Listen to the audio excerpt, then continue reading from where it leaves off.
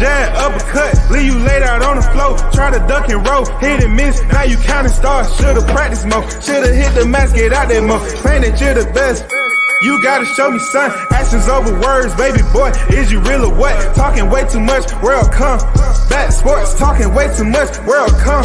Back sports, talking way too much, world come. Back sports,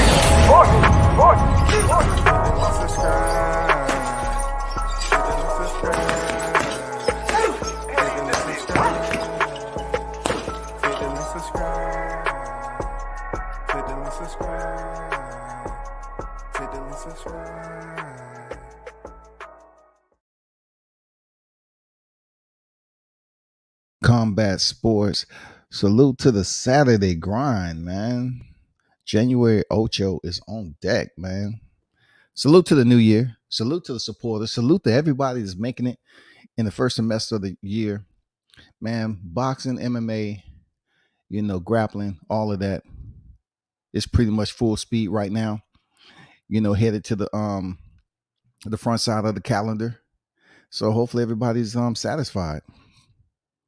So we have some hot topics to talk about today, of course. This is one of this segment where it's just multiple topics. World Combat Sports Boxing MMA, episode 44. Appreciate everyone for pulling up. Hit the like button. You know what I'm saying? If you choose to, hit the like button, shout it. Hit the like button. So let me first start off by addressing a fight that's taking place February 12th, right?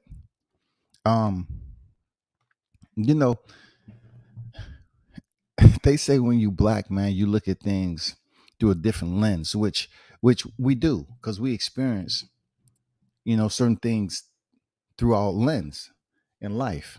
You know what I'm saying? It's not something that we use our imagination, our imaginative creativity and come up with all this stuff. I mean, some people do, some don't. But it doesn't take scholars, anybody that has highest level degree or maybe a professor to figure this shit out. I seen this right here with Daniel Jacobs and John Ryder, right?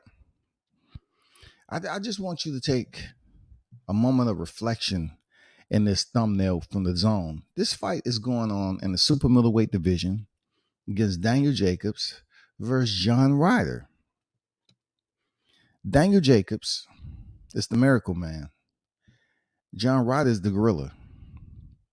But if both fighters are not going to have a menacing look on their face, what message are you sending? Like, what is the situation with Jacobs? Like, it's almost like they try to make him look like the alias of John Ryder. I'm just being honest, man.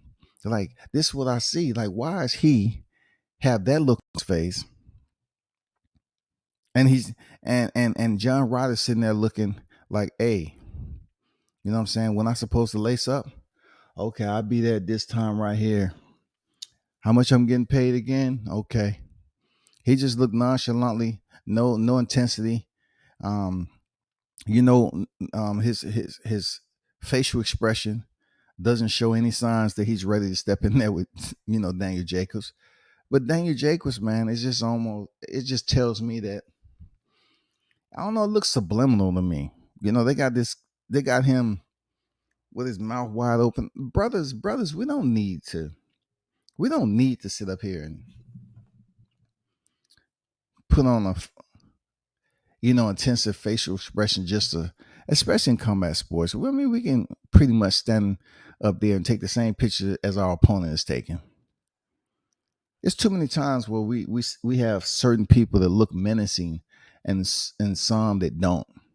And if you think for 1 second that the people in these flyers is not thinking the same way, like in a way that, how do I sell this flyer? Whatever the case may be, I know it's going to look like this to the public. You know what I'm saying?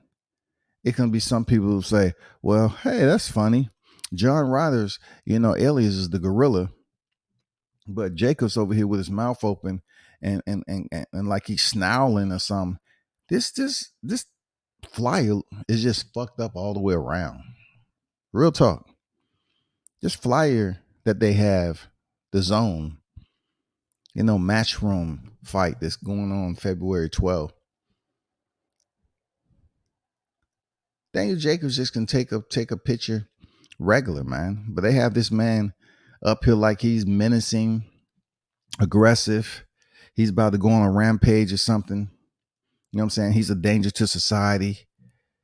And then you have John Ryder over there just looking all composed and, like he's ready to go put on a flannel shirt and go out and goddamn shoot some pool or something.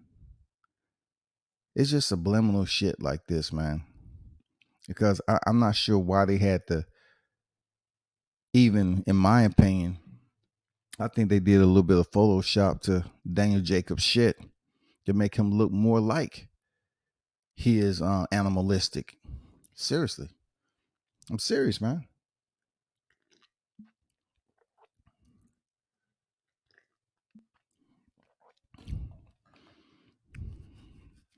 I'm not feeling this, even though I don't mess with Daniel Jacobs like that.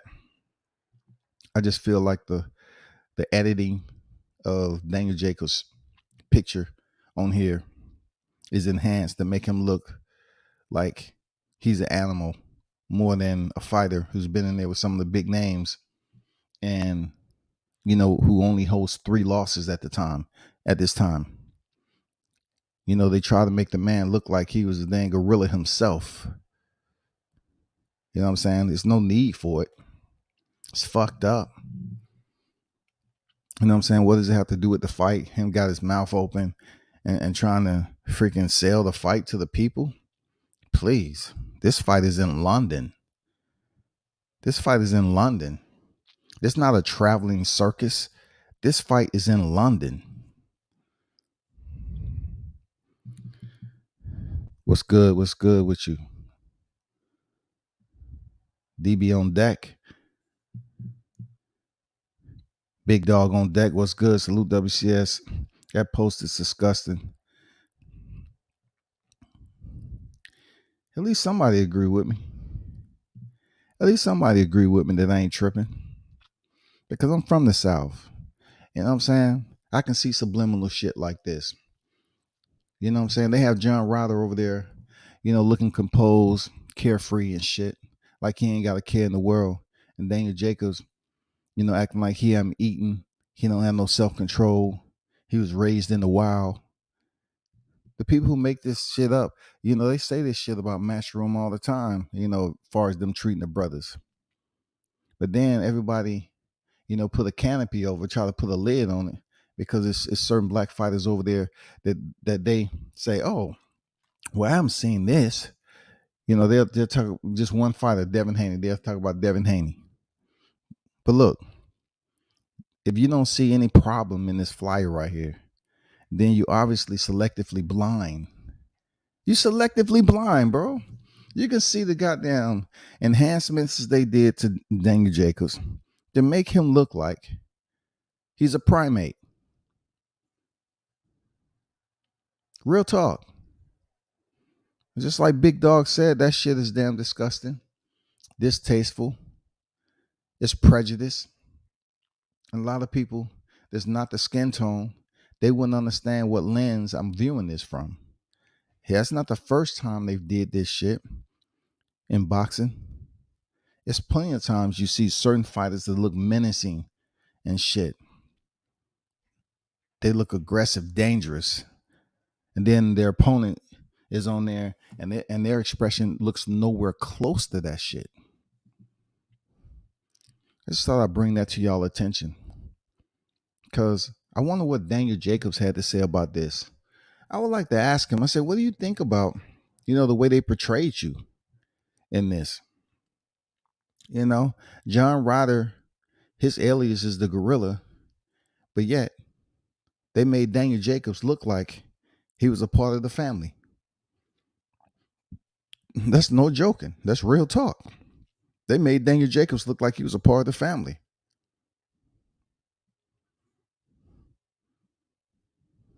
You tell me different. You tell me that. Look at that shit, dog.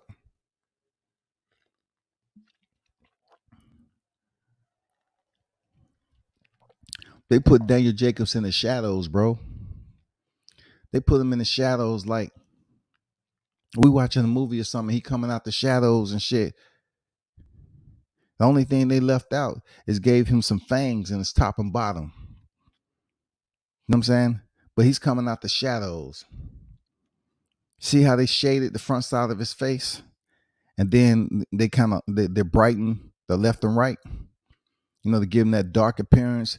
They get the basically highlight the center part of his face, the part that looks like it can be photoshopped from a goddamn gorilla.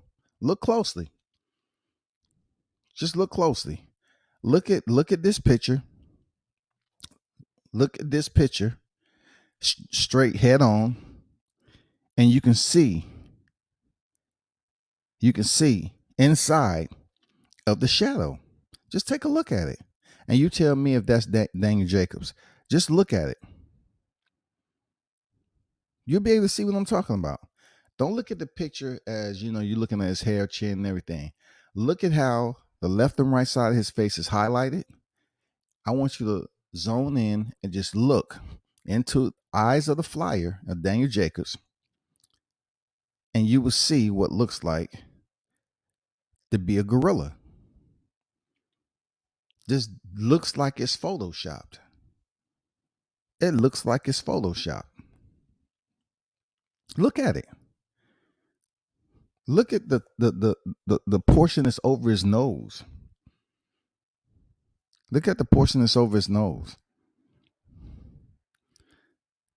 Just look at it. Look at the eyes. Just look in the eyes and tell me what you see.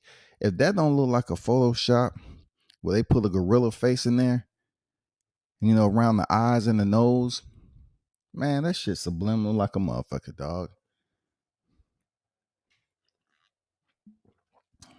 Just stare. Just stare, and you'll see the gorilla come out. Just stare at it. Just look right in his eyes. And in that shadow portion that's coming from 12 to 6, vertically on his face, on this picture, you'll see what I'm talking about. And you tell me if those eyes, nose and shit, the editing process, man, they weren't trying to send a message. Look at that shit, dog.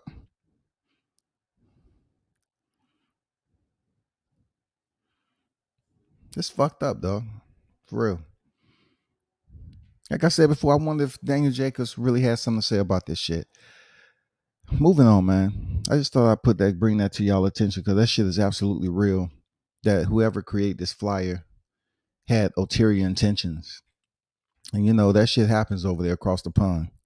But no one gonna tell me when I'm looking into the eyes of that poster, I don't see where they could change up the eyes and the nose to that of a freaking gorilla grimacing. You know what I'm saying? When have we ever seen? And look, John Ryder, he don't have any shade. Look at it. He doesn't have any shade coming down the center of his face. He don't have any, extra lighting to the left and right side of his face. His face is clear. But for Daniel Jacobs, they have him as if he's basically coming out the shadows. Gorilla in the midst, right? He looked like he's gorilla in the midst, right? That's what they try to pass. That's the message they try to send. Gorilla in the midst. The eyes and everything, that shit ain't real. That's Photoshop.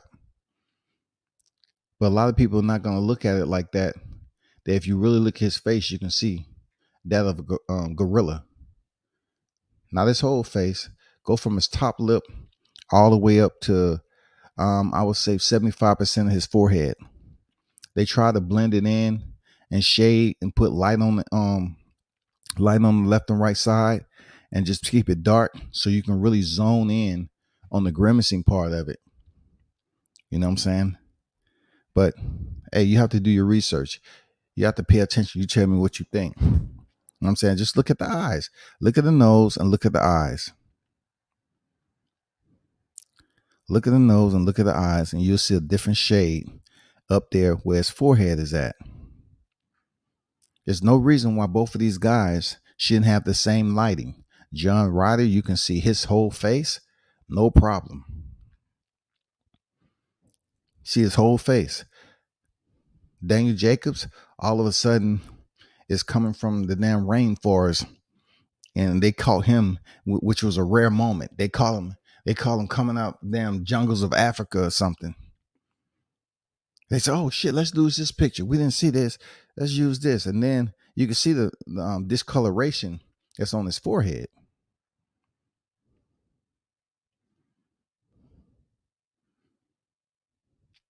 It's a poor editing job, but they really don't care how poor it is. The message they're trying to send is John Ryder's alias the gorilla, but yet they're gonna make Daniel Jacobs look like one. That's fact.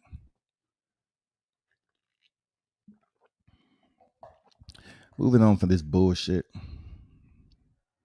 And Daniel Jacobs, you should check their ass too. For real, you should check their ass, Daniel. Don't let them do you like that. You the miracle man. Don't let them do you like that, bro. Let's get on to the next portion of it. Man, I'm happy that to see Jahi Tucker, right?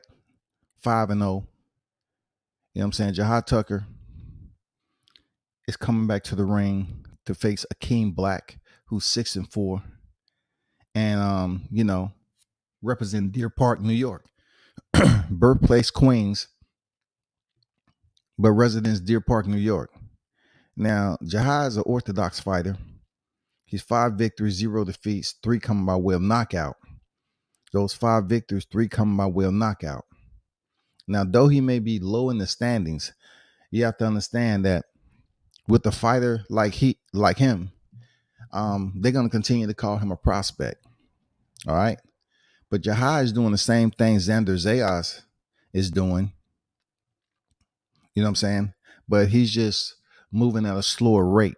He's moving, but he's moving at a slower rate. Both of these guys are doing it very well, man. You know, Xander Zayas is taking the fuck off. I think Xander's sitting at like 12-0 right now. 11 or 12-0, if I'm not mistaken. But the wild part about Jahi Tucker is that he came into the game, no professional fights. When I say that, I'm talking about he came straight out the AMS on TV, professional fight, 0-0 on the big stage. On the big stage. And, you know, his moniker was LeBron James of boxing. You know what I'm saying? We all know how LeBron James came out of high school into motherfucking the NBA. This kid was the same way. Very young in the game, man. Has a lot of potential, dog. Has a lot of potential. And I'm telling you, this cat, Jahi Tucker, man, he competes at the welterweight division and no one mentions him.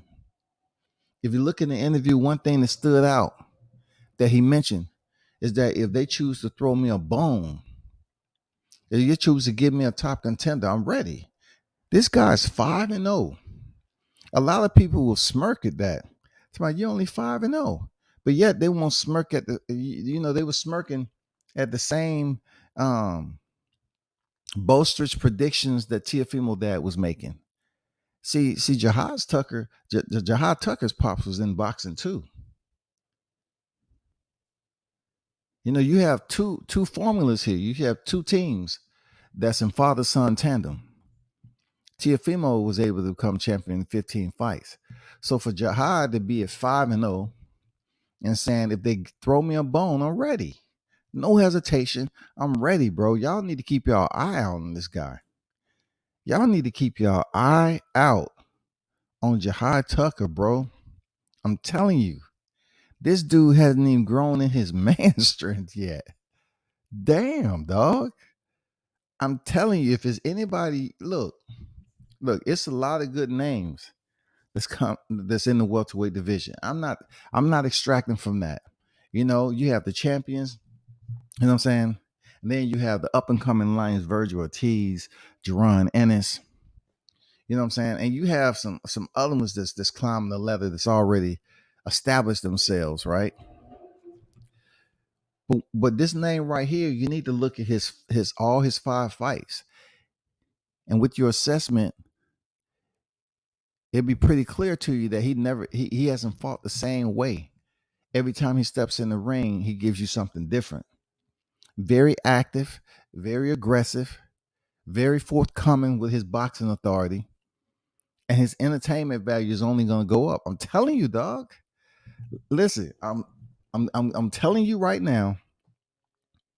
I'm telling you right now.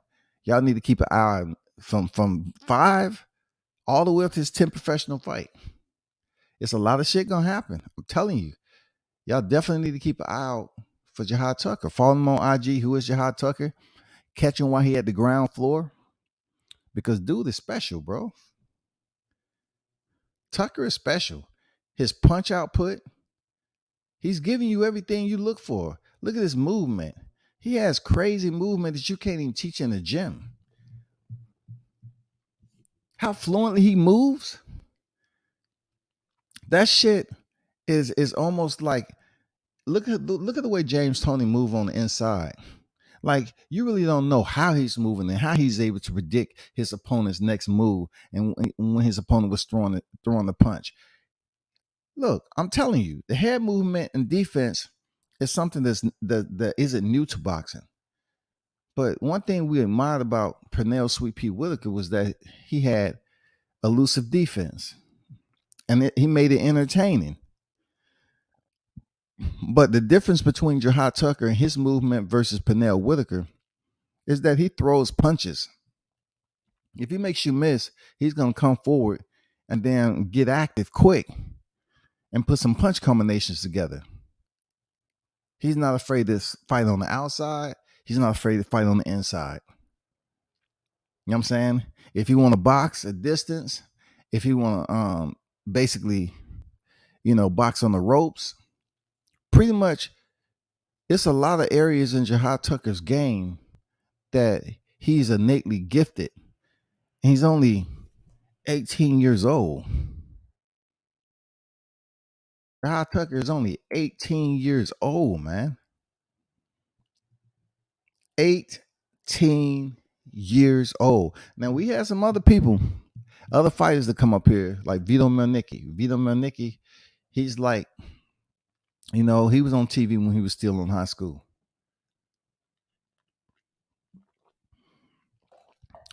Shout out to Vito over there in Jersey. He was in high school when he started fighting on PVC. I'm just being honest. Jahi Tucker's no Vito Mielnicki, man. He can box way better than Vito. I'm just keeping it honest. He's a lot slicker than Mielnicki. They're young guys in the sport of boxing.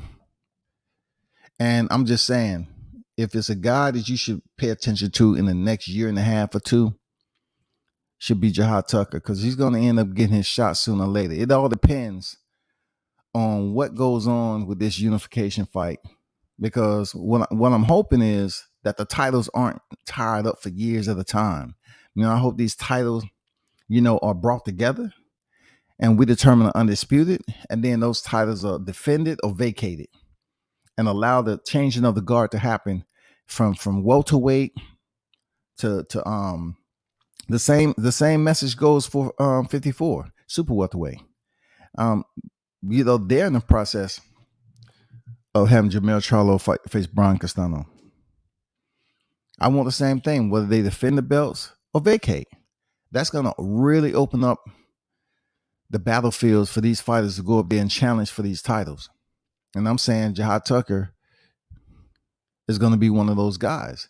If he stay injury free, if he continue to win and put on those performances, continue to improve, I'm telling you, man, that's just the fighter that you need to keep an eye out. This dude is super slick, and it's certain things he does that you can't teach.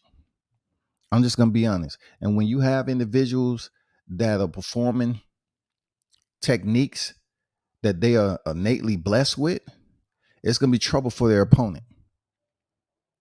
You know what I'm saying? All that rhythm and motion movement, that head movement that you don't see a lot of in boxing, but you're able to throw punches with it. from all different angles, hey, bro, that's going to be a problem.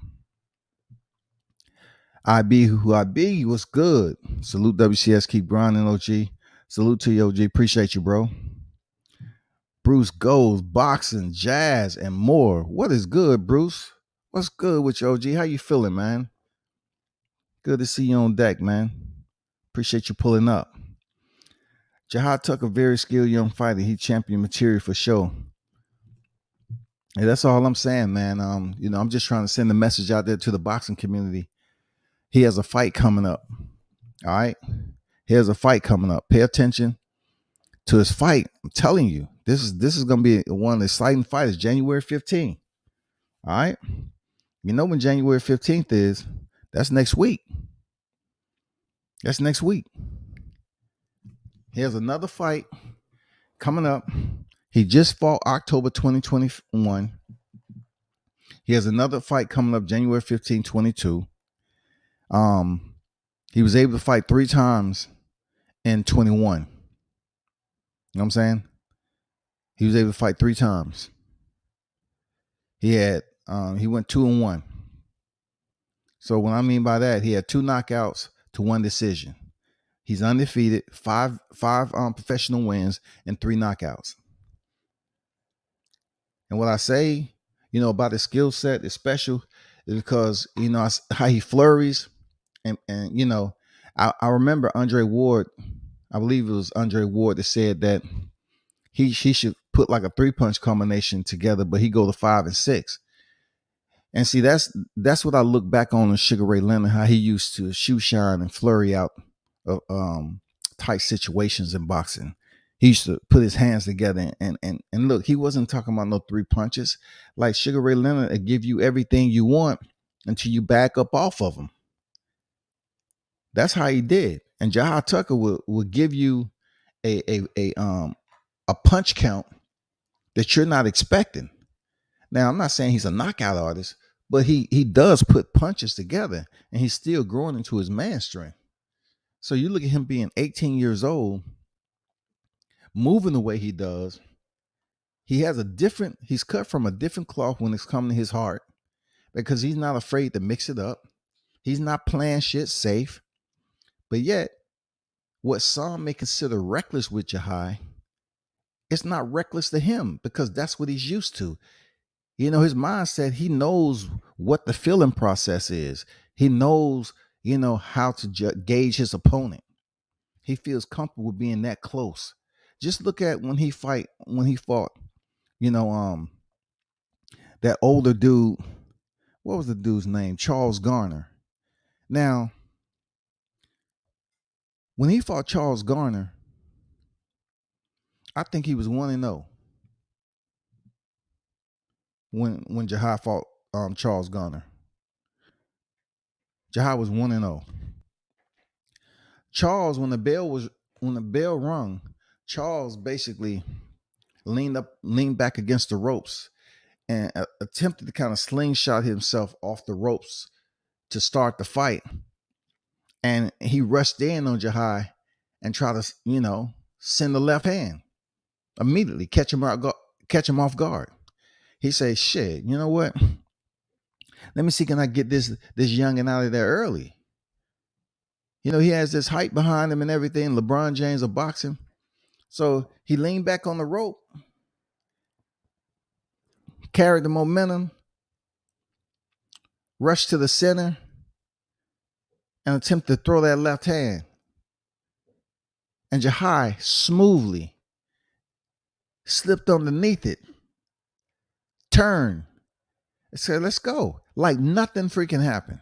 This man literally, I can't say he tried to sucker punch him because the fight was on. Anything possible. Look, protect yourself at all times, right? The fight was on.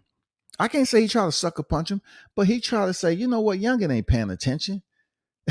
Youngin's not paying attention. I'm embarrassed this dude. Jahi slipped. The fight had me no punches have been thrown yet. And he came in there with the goddamn kitchen sink. Pow, sent it. Jahi slipped underneath it, turned, pivot in, let's go. He didn't sit there and throw his hands up in the air and say, oh, you tried to damn sucker punch me. No, the fight was on. The referee called the fight So they was in a match. My point is the fact that, you know, his attention to detail was there for somebody that was a much older fighter than Charles Garner. Charles Garner was a much older fighter. He has more experience than Jahi Tucker. But at that point in time, when he threw that shot, he was more embarrassed than anything. Because for one, it didn't land, and he had to regather his footing while Jahi is up there with his hands up. He said, okay, let's go. It's all good. I got you. It's all good. I'm not mad at you. You tried, but I'm good. That right there, man, I'm telling you, dude is he's a special type of fighter, bro. And down to earth, approachable fighter is gonna gain fans. Like, he's gonna gain fans. I'm telling you, bro. Jahi is gonna earn fans when people get to know who he is. You know, he already in there talking to the camera, doing his fight. He's not sitting up here acting like he don't care about boxing, but yet he's giving boxing fans a little bit more entertainment without overly showboating. He said, I'm gonna give you this right here. You know what I'm saying? I'm gonna show you my bravado. You know, I'm gonna let you get a taste of my machismo, but I'm not gonna overdo it. You know what I'm saying? I'm just gonna give you enough to make you think like, damn, this dude can box and he has a personality. So, hey, keep your eyes peeled. Snacks be on deck. What's good with you, bro? So keep your eyes peeled on that, bro. You know what it is. Gary Russell Jr., man. This is the fight that not too many people are speaking on with Gary Russell Jr. because, you know, he's been inactive, but the hardcore fight fans know that he's a truth, you know, when it comes to, you know, boxing skills, hand speed, and, you know, his only loss coming at the hands at a lower weight class of Vasyl Lomachenko. So when you look at Gary Russell Jr., you know, there's been talk of him being pretty much blackballed for speaking out of line. You know what I'm saying? You know, he goes by Gary Allen Russell Jr., Mr. Gary Russell Jr. He has 31 victories, 1 defeat, and 18 knockouts. Okay. You know, Gary Russell Jr. currently holds the WBC title at the featherweight division, 26 pounds. Vasyl Lomachenko, he lost to Vasyl Lomachenko in 2014. That's been a long time ago, right? But people still talk about it. Lomachenko is 1-1. That's why they talk about it. But yet they leave out the fact that he was a 2-time gold standing Olympian coming into professionals. They don't talk about he actually had more professional fights than what was registered in his 1-1 record. See, the facade is different for certain complexion. For real. I'm just saying.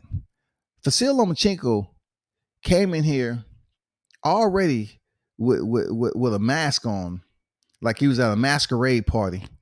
And, you know, he wanted to somehow, some way become world champion on his second professional recorded fight. Recorded. All right. He won a fight against Gary Russell Jr. Gary Russell has never lost since then.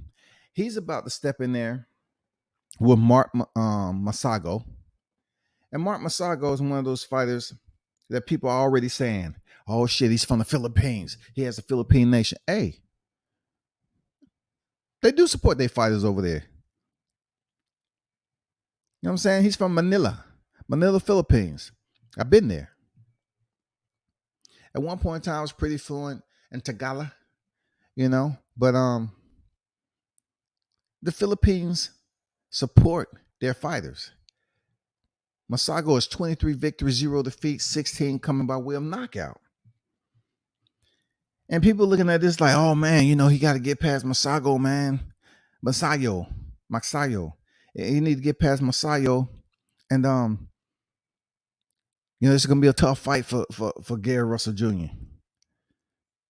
Gary Russell's first fight was back in 2013. His first professional fight was back in 2013. I mean, I take that back. I'm tripping. Gary Russell's first professional fight was back in 2009. All right. So he's been in the game, I would say, going on say 13 years. He's going on 13 years.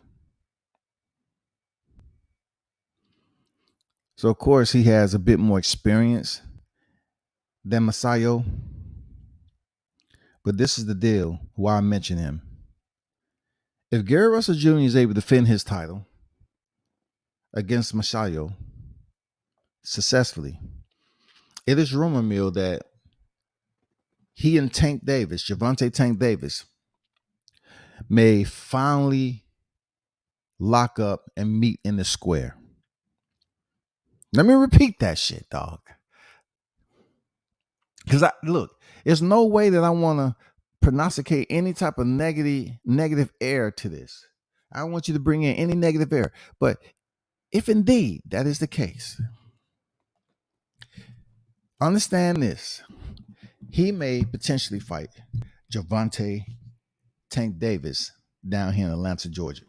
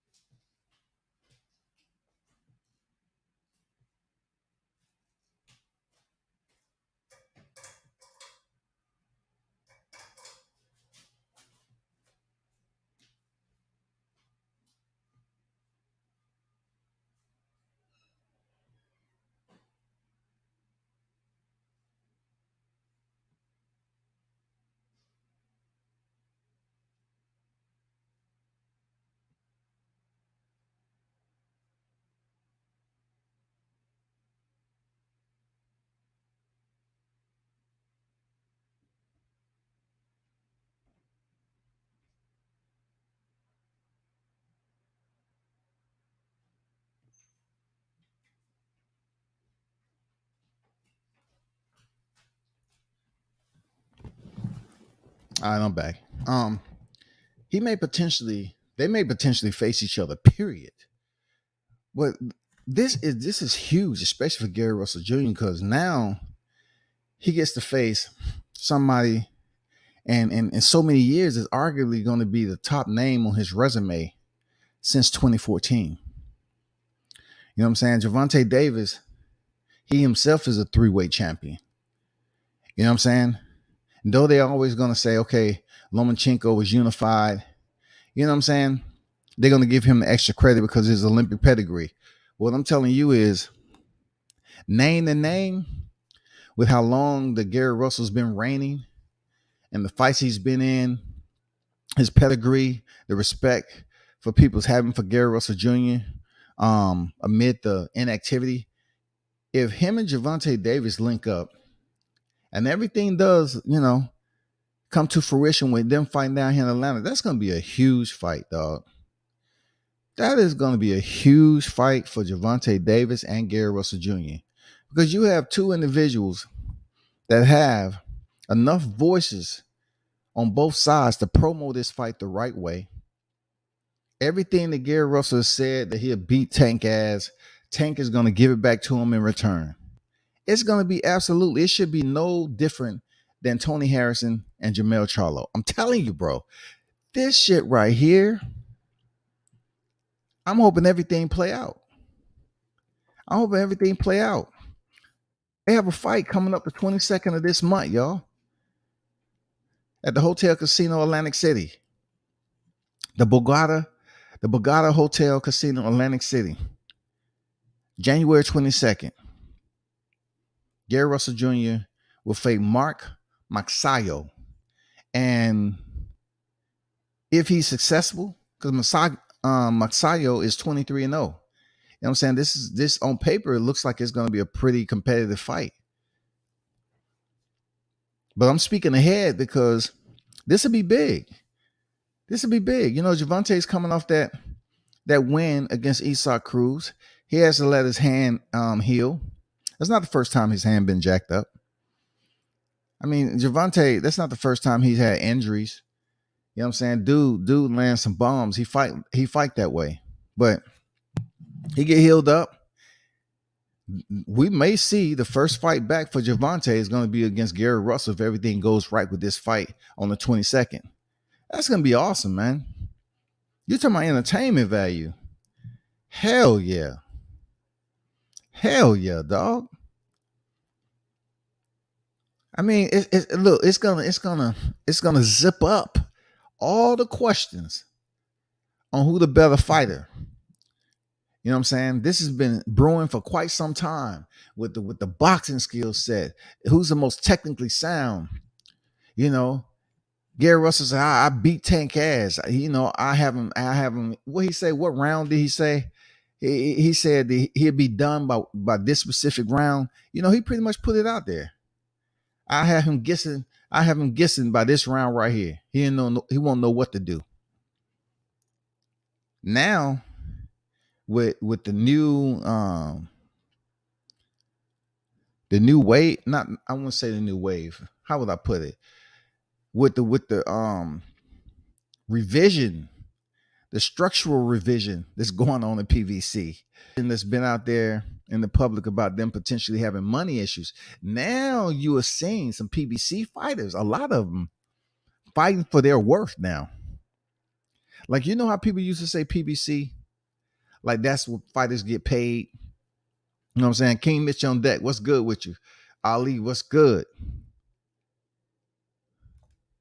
You remember how people used to say about PBC fighters that they, you know, they're getting paid real good by Al Heyman and everything? Well, do you obviously see what's going on now? Look and see what's going on with some of these fighters over at PBC. All of a sudden, he's been blackballed forever and a day, but it takes a ripcord, right? It takes a riff between Al Heyman and Floyd Mayweather for all of a sudden Gervonta to potentially get a fight with Gary Russell Jr. Now, I don't put this in the same seat as what we experienced in the YTC with Gary Russell Jr. and Devin Haney. I don't put that talk in the same poem or conversation. I don't. I think it's a lot more serious because we knew the Devin Haney fight and Gary Russell Jr. was never happening. It was good promo. But we knew it was never happening. He was never giving up that date with Gamboa. But for Gary Russell, it's a bit more clear that this shit could possibly go down. And that's going to be awesome. Also with PBC, now you hearing the Canelo Alvarez. Now check this out. This is not coincident now. The Charlo brothers, when they was on the same card, and they tried to, you know, make it seem like it was on two different cards, but they put them on PPV the same night. They didn't do that good. They was okay. They was mediocre, right? So Jermell Charlo has this Brian Castano rematch going, which is big. It should be bigger, but it just goes to show you that it's a disconnect with the Charlos when it comes to the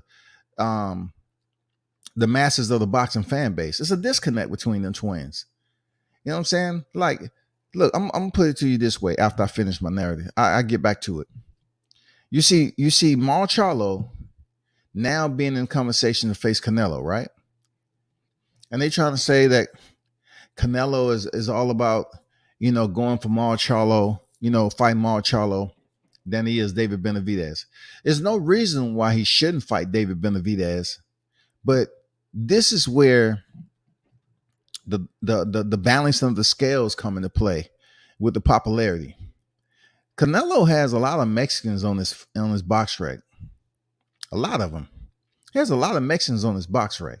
No one's really looking at him when he fought the brother, Daniel Jacobs, the Miracle Man. No one's really looking for that fight. They think he would have a much more, you know, tougher competition between Jermall Charlo and David Benavidez. But you know, David Benavidez, they want to make it personal with this guy. It's fucked up. But yet, I can't sit up here and put my whole entire effort into defending David Benavidez because it's sport of boxing. But what I will say about Jamal Charlo, if it's indeed true and he's able to get the Canelo fight, that's good. I'm happy for him. I'm happy if he chooses to get the Canelo fight because it's about time that he has a step up in competition to the name of the likes of Canelo Alvarez. It's that time, bro. We've been waiting. It's that time, goddammit. It's that time. It's that time for real. It's time for both Charlos to have that step up fight and make it happen. You know what I'm saying? It's been a quick minute, but I'm not, Mel, he fought a champion in Brian Castano. It was a tough fight. Now he has to go back in there and try to get it done. For Mario Charlo, two-weight champion, if he does get the fight and they don't go David Benavidez route, it's a lot of factors in that, but I'm pretty sure Al Heyman's trying to make some very big fights, y'all. I'm hearing the money issues over there, which I don't care. Like, I would tag along on a topic of discussion sometimes when it comes to this promotions and money and all that, because I really don't know how much Al Heyman get paid from Fox. I don't know what he get paid from Showtime. I don't know. But what I am understanding is that he owes people. And if the word is getting out public record, I might, chit chatter about it just a little bit, insert it into the narrative. But you're going to see fighters over there at PBC having some big fights. You're going to start seeing them on PPV. And you're going to see these fighters starting to earn that damn record that they got and the paycheck that they're getting. Because I'm telling you once again, the structure over there at PBC is set up differently than Top Rank. So don't expect PBC to operate like Top Rank. Al Heyman's going to get his money regardless. But it comes down to a point where if Al Heyman's going to get sued in the future, or will it be the demise of PBC? Or it might be something else brewing. I hear people talking about HBO potentially coming back. They're trying to bring it back to the surface.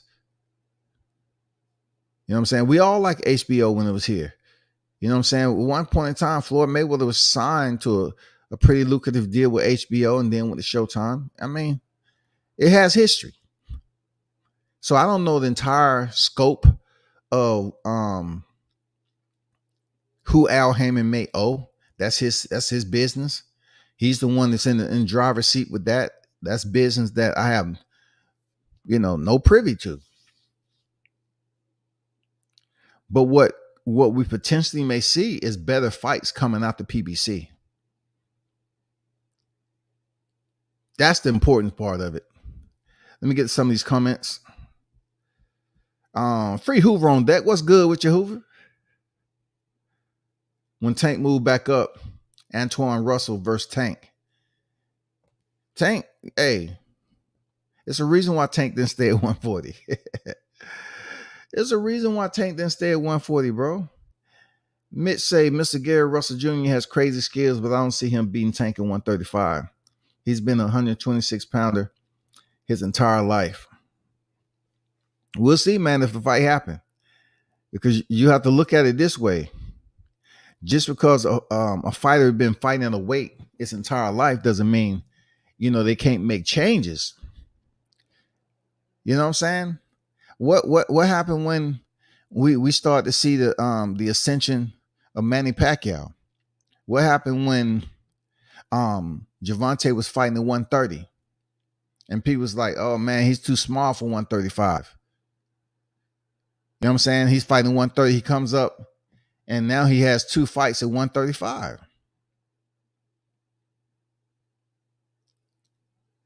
How is that? He's still undefeated.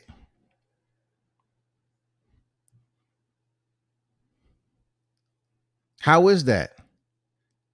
Then I was on record as saying myself, I said, I don't think Tank will ever move up to 140 right now. You know what I'm saying? Because you think about it. Tank is like 26, 27 years old. So we hearing names at lightweight division like Teofimo Lopez, Devin Haney. They're the primary ones that's talking about they're moving up, right? So you look at Tank Davis went from 130 135, and then fought Mario Barrios at 40. Who would have thought that he would fight a bigger fight than Mario Barrios at a higher weight class and get it done? But he did it. Shakur Stevenson, 126, then 130. It's possible for Gary Russell Jr. to come up from 26 to fight Tank at 35, man. It's only 2 divisions. Mikey Garcia, his last fight was Robert Easter. That's after he won and vacated the title from Sergey Lipinets at 40. He dropped back down, fought Robert Easter, and moved up 2 weight class, not just to fight anyone, but fight the one of the elites of the welterweight division in Errol Spence. Was it people saying that Mikey was too small? Was people saying that Mikey Garcia was too small? No, Mikey was feeding y'all that goddamn that dum-dum soup. I see something that other people don't see. I see something. Yeah. You seen them gloves on the front end. You seen the front end of them gloves on the front side of your damn eyeballs. That's what you seen. They're not putting Tank in with Antonio Russell though. Boy, too big. And Antonio is at bantamweight. Antoine is at 140. Antoine is at 140. I like to see Antonio Russell versus Brandon Lee. Antoine is at bantamweight. I mean Antonio. Antoine is at 140. Illmatic on deck. What's good? Salute, bro. Tank said he would never give Gary Russell that fight. I don't see this happening. Gary is too disrespectful. Likely to start a Baltimore versus DC war in the streets. I look at it like this, Illmatic. You know how long the Russells been in DC? They're not known for that. You know what I'm saying? They're not known for being in the streets, gang affiliations, starting beefs and ruining their career. They're look, I'm telling you from what I've seen and talking to, I've spoken to them on face to face before. And Antoine, of all of them, that individual right there is a very woke, mature young man. Also, Gary Russell, the entire family operates and moves like that. The entire family is on a whole nother scale when it comes to family bond and cohesiveness. I'm telling you, Illmatic, for real. This is what I know. So, trash talking, man, it ain't no worse than Mitch Green, Mike Tyson. It ain't no worse than Larry Holmes jumping off motherfucking cars and shit. I mean, it's no worse than what we've seen already in the streets, though. We've seen shit boil over in the streets. And look, you mentioned just Gary Russell, but Tank Davis has had situations in the street that Gary Russell's never even come close to having. They're Illmatic. This man is pending a court case this year on 14 charges or something like that for a hit and run incident.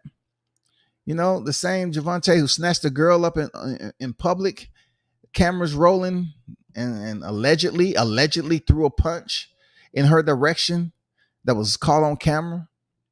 He's had plenty of situations that Gary Russell's never been in. So I absolutely disagree with what you just said. You know what I'm saying? Who cares about the trash talk that's went on between them? If Gervonta don't give Gary Russell a fight, I mean, this is what I'm talking about. The change up now that's coming from PBC. They kept Gary Russell on the shelf for so long.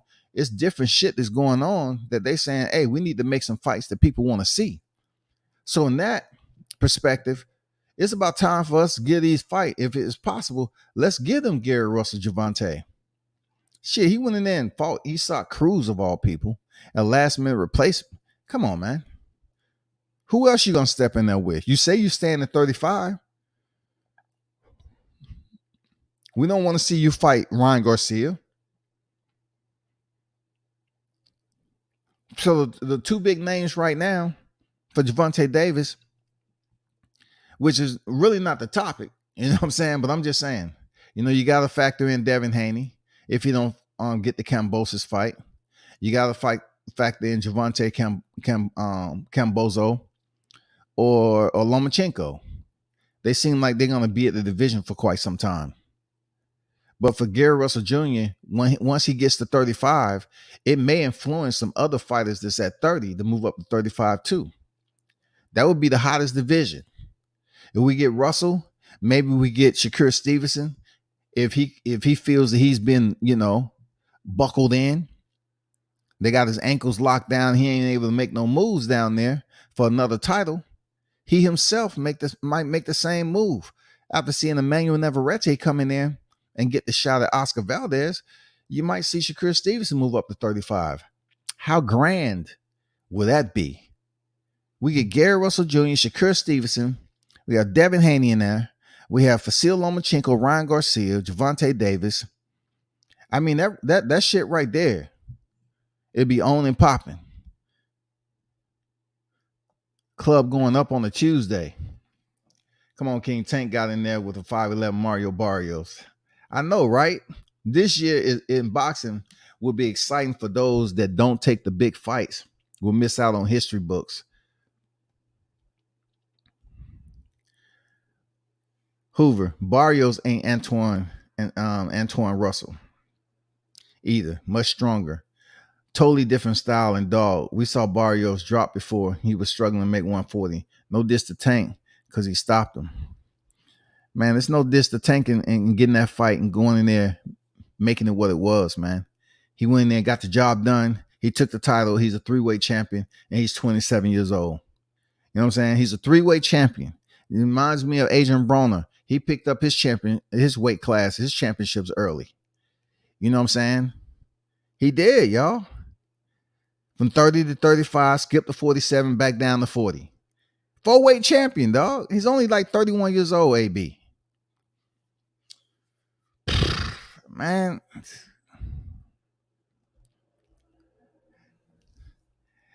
Benavidez, WBC gave him plenty of opportunities. Man, what's wrong with what is all this heat? What is all this heat, Mitch? Damn. Mitch must be law enforcement, dog.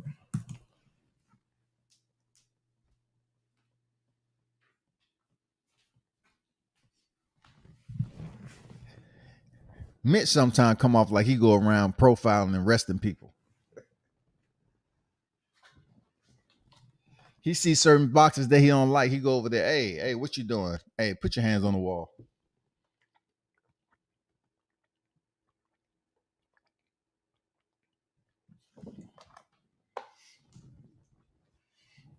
Spread your legs. Put your hands on the wall. The greater the challenge, the greater the drive. Batman on deck. What's good with you, John? Antoine Russell 140, Gary Russell 126, Antoine 118. Yeah, I explained that to them previously.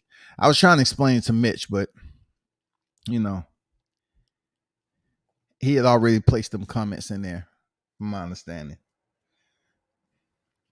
Hoover said war in the streets over potential boxing match. I know, this shit's crazy, dog. I mean, where do we get this shit from? You don't even hear the Russells moving like that. Like, the only person you really see out there doing something that deals with killing is Gary Russell Jr. He go out there and hunt. And goddamn hunt his own food. Clean that shit too. Like, dog, give the man credit. Give Gary Russell Jr. credit, bro, for not being that dude that's out here in the streets, jeopardizing, a living for his family and everything in his boxing career. And look, as much inactivity as Gary Russell has been associated with, right? Look how much trouble he hasn't gotten into. Man, y'all got to look at it for the entire scope outside of biasness. Look at how much trouble he hasn't gotten into with him only fighting as much as he has. He hasn't gotten into trouble from boredom. David Benavidez, I'm going off with Mitch.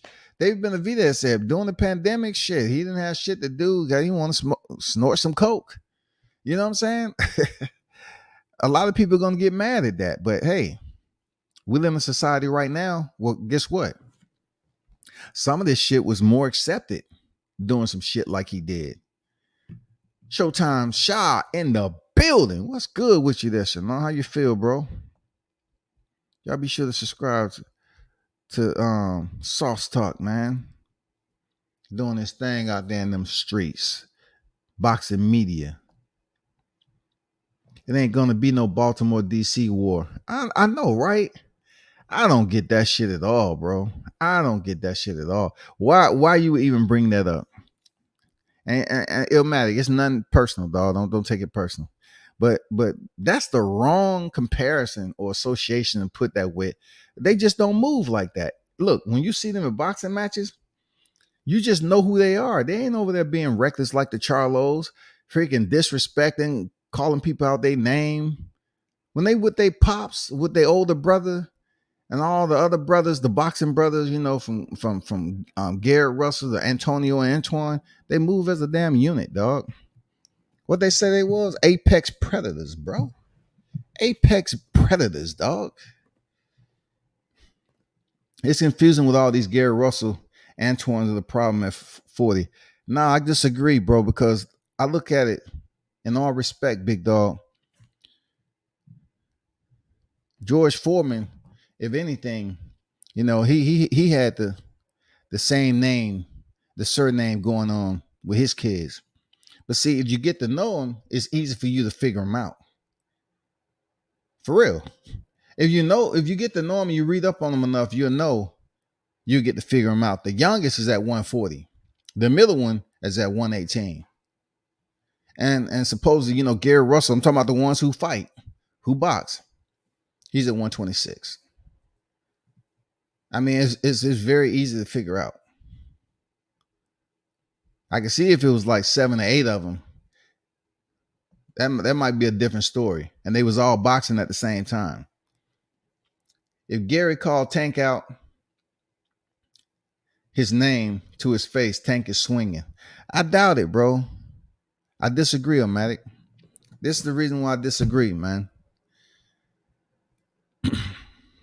Because I've seen Tank in sparring. I've seen Tank to the lead up of fights. It's people that's gonna talk trash to Tank. I've seen it.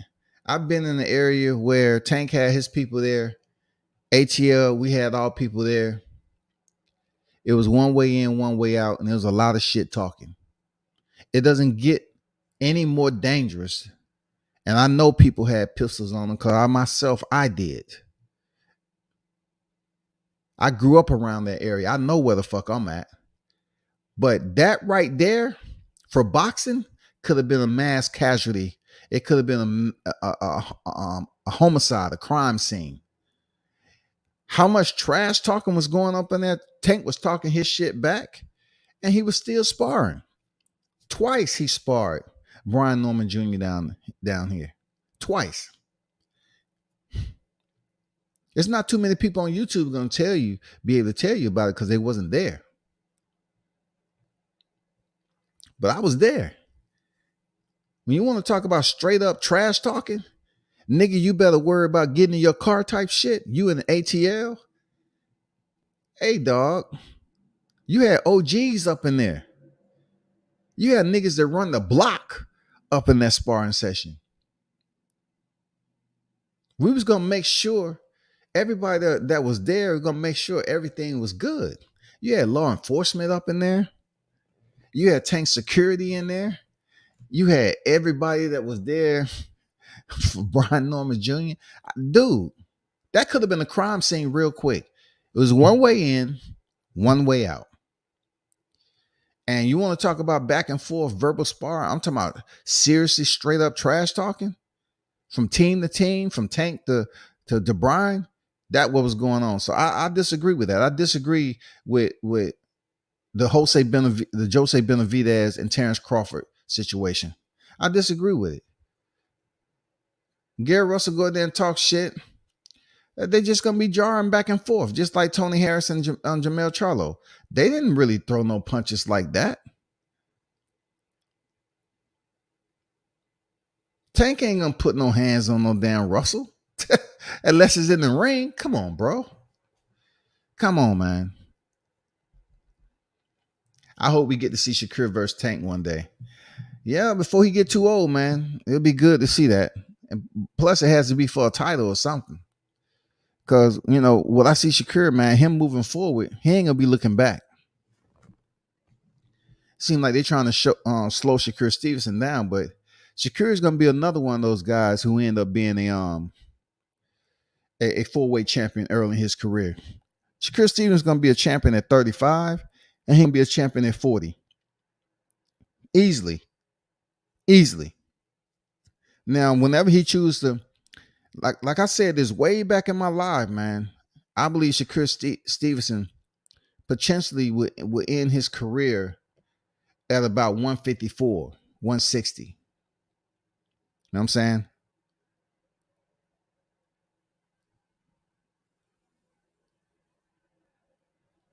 So let's just say he ended at 54.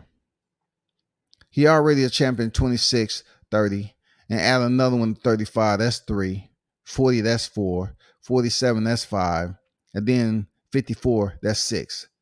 Minimal, I see him being a 6-weight champion from 126 to 154. I said this long time ago anyway. But that's what I see Shakur Stevenson at right now. Gary Russell Jr. need to start making moves because of his age. He's 33. Hey, Snag, I don't know, man. I think the moves, he's going to have like 2 big fights. If indeed we see him with the Gervonta Davis fight. Depending on how that goes, see him in there with another big fight. If he settles in at 135 and he vacates that title at 26, it's enough competition at 35 for us to see him in the ring. Period. It's enough competition. It's enough big names for 35 to be the hottest division on the block, the hottest division. And these cats can spend it whenever they feel like, if the promotions allow them. And I'm seriously thinking the way the money is, you know what I'm saying? How shit is, drying up. How people were saying PPV is dead. Now they're gonna need PPV to start making this money. They're gonna have to start coming up with other avenues, monetary avenues, to get for the promotion to get paid and for the promotion to pay these fighters. There are no boxers from the hood that doesn't bring that shot calling to the rotation. Absolutely, bro. Look, I'm telling you, the Brian Norman situation. Shout out to the Assassin 2.0. The Brian Norman situation, Tank situation, in Mustafa's gym, the Grindhouse, could have been bad. Like, that was what I grew up off of. Like, cats all in one area having a sparring match when you got, man, it had to be, I don't know, I couldn't tell you. It looked like 35 motherfuckers up in there. But it was intense. It was a war. It was a legendary sparring session. I don't care what nobody say. They can only say so much if they wasn't there. But it was a legendary sparring session for Gervonta and Brian Norman. But with the trash talking, look, it was 99.6% blacks up in there. It was for pistol, for weaponry. I guarantee you it's probably the same percentage of weaponry in there, right? Nobody got killed. No hands was thrown outside the ring. But it was a hell of a lot of trash talking. And like, nigga, you better pay attention to what's on in the ring, because you might have to worry about making it to your car, nigga. I mean, that's the shit that was going on. Like, you know where you at. Look, but if you went up to Baltimore, the same shit. I remember walking back from the Gervonta Ricardo Nunez fight, right, by myself, right? Because Man, the shit was so crowded you couldn't really catch an Uber and shit like that. So I'm walking back to the hotel in B-More. I drove from ATL up to B-More for that fight.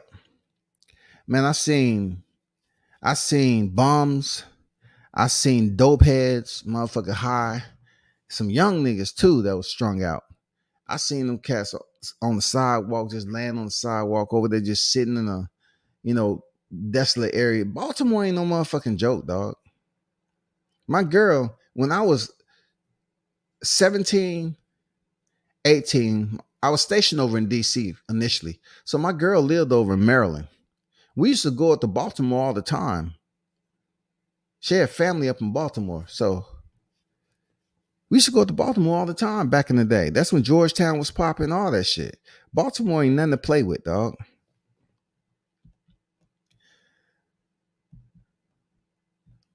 Showtime say for a fighter that is inactive as Gary Russell, you don't never hear about him in no clubs doing things he's not supposed to.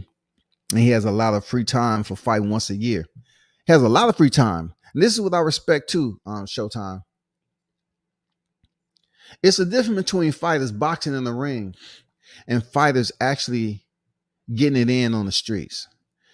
If we talk about fighters fighting on the street, it'll be different because some of these fighters are built different. You see Gary Russell Jr., he is a hunter. Take him to somebody who grew up in the South, a city boy who was introduced to hunting to get us out of the city. And the first we learned how to freaking hunt rabbits, shoot rabbits. Like, how the fuck you gonna shoot a motherfucking rabbit? Them things fast as shit. And then, Pops take us up to this guy's house, this white dude that he used to work with, right? And that was his friend at work, but he said, I'm gonna take y'all up here, This is a true story. Take it out there. I said, what we gonna do up here? He said, oh, he got some farm animal up here. They go hunting and stuff like that. I say, hunting? I'm from the city. I said, what the fuck we talking about? So take us out there. We learn how to hunt rabbits and shit. And his son, the white dude, his son was a little younger than me at the time. His son was walking around holding his own weapon. What do you think Gary Russell Jr. them doing? He's a hunter. He know how to go out here and get his own food. So what do you think his kids are going to be able to do? Hunt for their own food. Anybody who is taught how to hunt, their mind is different, dog.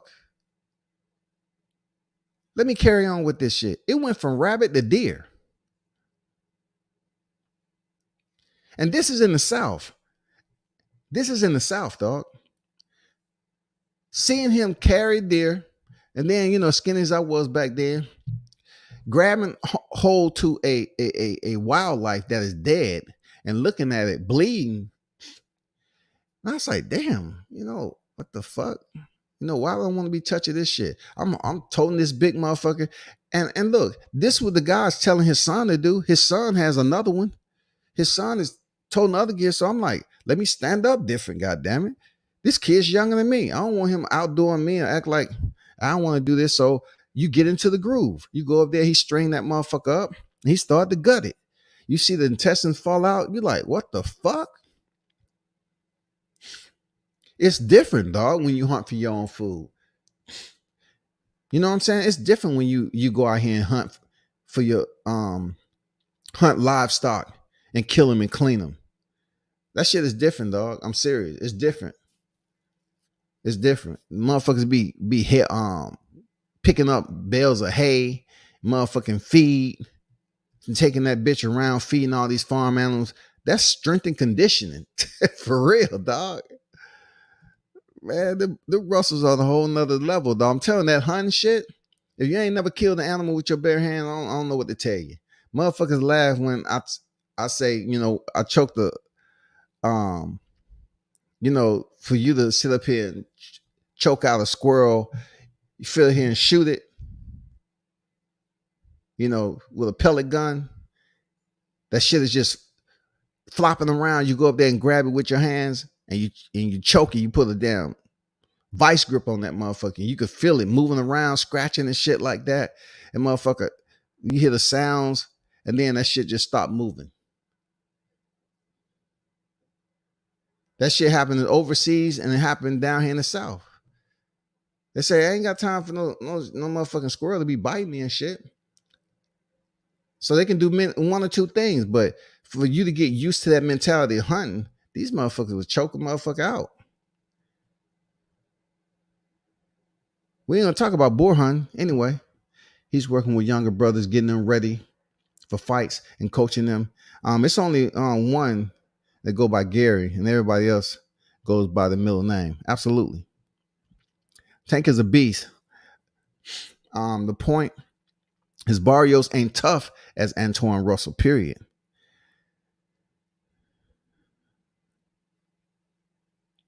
I put it to you this way. I really hope that Antoine gets his shot at 42. I really hope he gets his shot.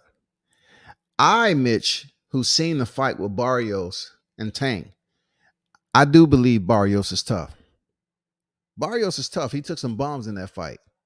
But I can't sit up here and say he's tougher than Antoine because I've seen Antoine fight too. But see, when I seen Antoine fight, it was on the undercards, and I just had a chance to get to see the brothers fight. I seen him and Antonio fight on the undercard before. Barrios, I seen fight on the big stage with Gervonta. So I seen them fight different levels of competition. But I have seen them fight in person. And Barrios is tough, bro. Barrios is tough, man. Sparring sessions get heated. Let them know World Combat Sports really cover the sport. Man, sparring sessions ain't no joke, dog. You know what I'm saying? Sparring sessions ain't no joke.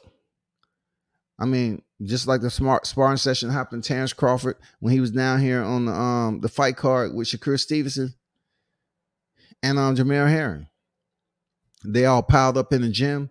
Had like goddamn. It had to be over 25 cats up in there. You know what I'm saying? And I'm not gonna get into any detail, but Brian Norman Jr. once again was a part of it. He was a part of that shit, dog. I'm serious. Shout out to Bud Crawford. Shout out to Bud Crawford stopping down in the A to get that work. Real talk. What more dangerous than leading up to a fight and both teams are staying in the same hotel? Yeah. So that's another thing. Same hotel, right? We've had plenty of situations where fighters are staying in the same host hotel and they cross each other. If that was the case, a lot of these fighters would have locked up then with their people too, because that's the best time to do it, fight week. Showtime, look, Showtime will tell you over there in the Stewart Hotel, that shit right there be super duper packed. If it's anything that can go down, it'll go down. You know what I'm saying? I mean, it happens all the time. Vegas, same thing, but they're not gonna mess up the bag. They're not gonna mess up the motherfucking bag, y'all. I don't consider that dangerous either, Tariq. Like, I really don't consider staying in the same hotel because that's been the format for quite some time. They put the fighters in the same hotel, and that's what it is. They tell them, hey, you see your opposition, you see them. The only person, look, this is true words from what I seen, right? And I'm gonna get the Bruce Gold's comment. This is true words. I seen with my own eyes, and I never posted this shit on there because I don't want people to be like, I don't do this shit for views. But Shakur Stevens was wrestling Terrence Crawford before his championship fight with Jamel Herring. He's wrestling, dog. Now, how many times have you heard me say when Terrence Crawford is on deck, he's up there wrestling somebody? I seen Terrence Crawford wrestling a family member on the eve of his champion, on defending his title. I seen it on the eve of Amir Khan. You know what I'm saying?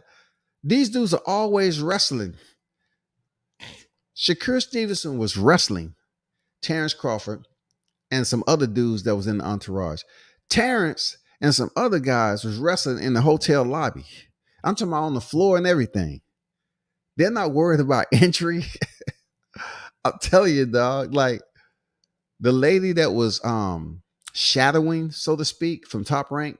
I'm not gonna put a name out there. She said, "Oh no, God! Oh God, no! Stop it, y'all! Stop it! Oh no!"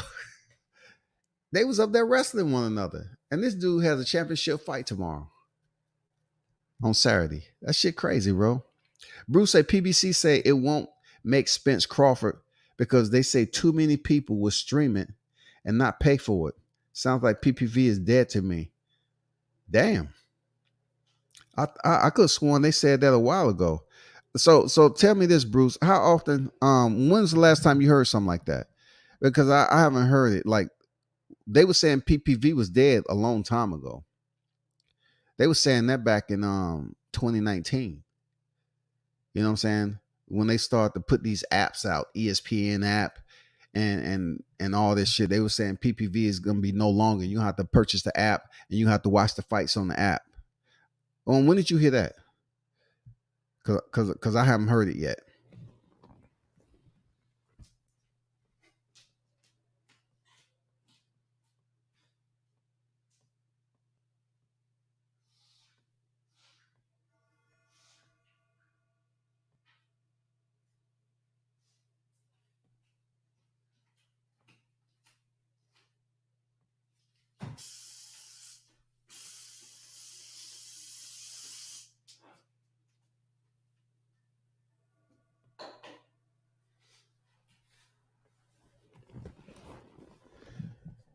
Be more to Georgetown, same hood.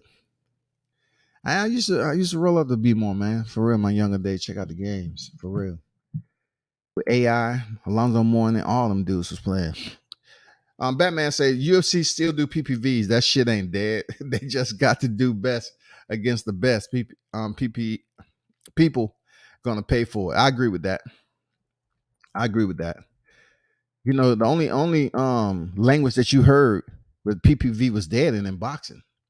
But the UFC and Bellator and PFL, they still flourish off that PPV model. So it's definitely not going anywhere. Boxing, in a sense, may be struggling to stay afloat, though. You know what I'm saying? They may be treading water, man, for real. Because it's no precedent over boxing. It's too many people making money. So, you know, when you got a sport that's not regulated, and it doesn't even have a single president to make some of these fights happen. It doesn't have a single governing body over boxing. In order for that to happen, I think it's impossible. Because how are you going to shut down something that the government has no control over? How are you going to shut down something? Like, look, for instance, I remember having a conversation with someone about the Richard Franklin and James Butler incident. How after the fight, James Butler swung on Rich Franklin with just his hand wraps on. And they said it was assault. And what he did was malicious. But the only reason he went to serve time over it because it was considered a criminal act. It wasn't something that boxing, it was a criminal act. Because you do have law enforcement in there. The fight was over. So you do have law enforcement in there. And he was arrested. He was given jail time. Outside of that, how are you going to control something that's not regulated? Too many people got money in it. It's too many people that's benefiting off the sport of boxing for these fights to get made by influence. They have no single president, no governing body. They have no individuals that's in a place of authority that can override or basically derive rulings or bring fights to the table to say these are the individuals who's gonna fight at this point in time. Do y'all agree on that? Let's have a vote. All in favor of. Boom. You make this fight. Let's go on to the next fight. And then you put the information out. We voted on 10 fights that's gonna happen over the next 4 or 5 months. These are the names. We voted on them. This, and this. If boxing was like that, then you would see more of the best fight the best in steady rotation. But that's not the case, though. That's not the case, bro. L-Dub on deck. What's good with you? The shadow woman was Julia Goldsticker. The shadow woman. Julia Goldsticker. You talking about the one who made that flyer? If I'm off, I'm off. I'm not sure. I hope Joshua listen to his old man and get that training issue right. What training issue? When you lack heart, you lack heart, man. I said this from back when, the 2018 when Deontay Wilder and Anthony Joshua, like you did enough to basically babysit Anthony Joshua, micromanage him in his career to the point where his competition ended up getting stiff enough to the point where Eddie Hearns could manipulate the system like he was. So Joshua was able to become champion. And then we all knew it was Fugazi when Andy Ruiz came in there in the rematch, extremely overweight, deconditioned, and he wasn't even nowhere close to the motherfucking Andy Ruiz we saw that took the belts from Joshua. He sold himself for a check, man. I mean, I will always look at Andy Ruiz as like that. People want to sit up here and give him a pass and say, oh, the fame got to him. Well, guess what? When a fighter wins a championship, we can say that about everybody. The fame going to get to him one way or the other. Look at Cambozo. The fame has got to him. He pretty much told us what? I'm going to clear up any confusion. I'm going to clear up any confusion of the lightweight undisputed. That's what I'm doing. Okay, Mike? I'm going to clear up any confusion. And then he comes up here. He say, Devin, it's according to how you look. It's according to how you look. And then he's like, well, I'm gonna wait for Lomachenko. He still hasn't came out who he's gonna fight yet. Extremely surprised he come out and says Devin Haney. But it just goes to show you, boxers have been winning championships forever and a day. It's not like we haven't seen people change up when they get the money. But for Anthony Joshua, he has shown that he can be broken. He's never been a favorite fighter of mine. I always said he was overrated. And now he at a point where he's allowing Floyd Mayweather, who doesn't have a history with heavyweights. He went from Ronnie Shields on Texas to whoever else he went to now Floyd Mayweather. I'm just curious to how Floyd Mayweather is going to inject. What is he injecting into Anthony Joshua that will benefit him as a heavyweight, a flat-footed fighter, a heavyweight? Doesn't even come close to having a head movement as Floyd Mayweather. He doesn't throw enough punches as Floyd Mayweather. His boxing IQ isn't on the level of Floyd. What is he doing? Just teaching him basic technique and teaching him how to change up some, different setups while he's in the ring? What is he teaching him, bro? I'm just curious. What is he teaching this guy? Because Floyd don't have a huge history of champions out that stable. He doesn't.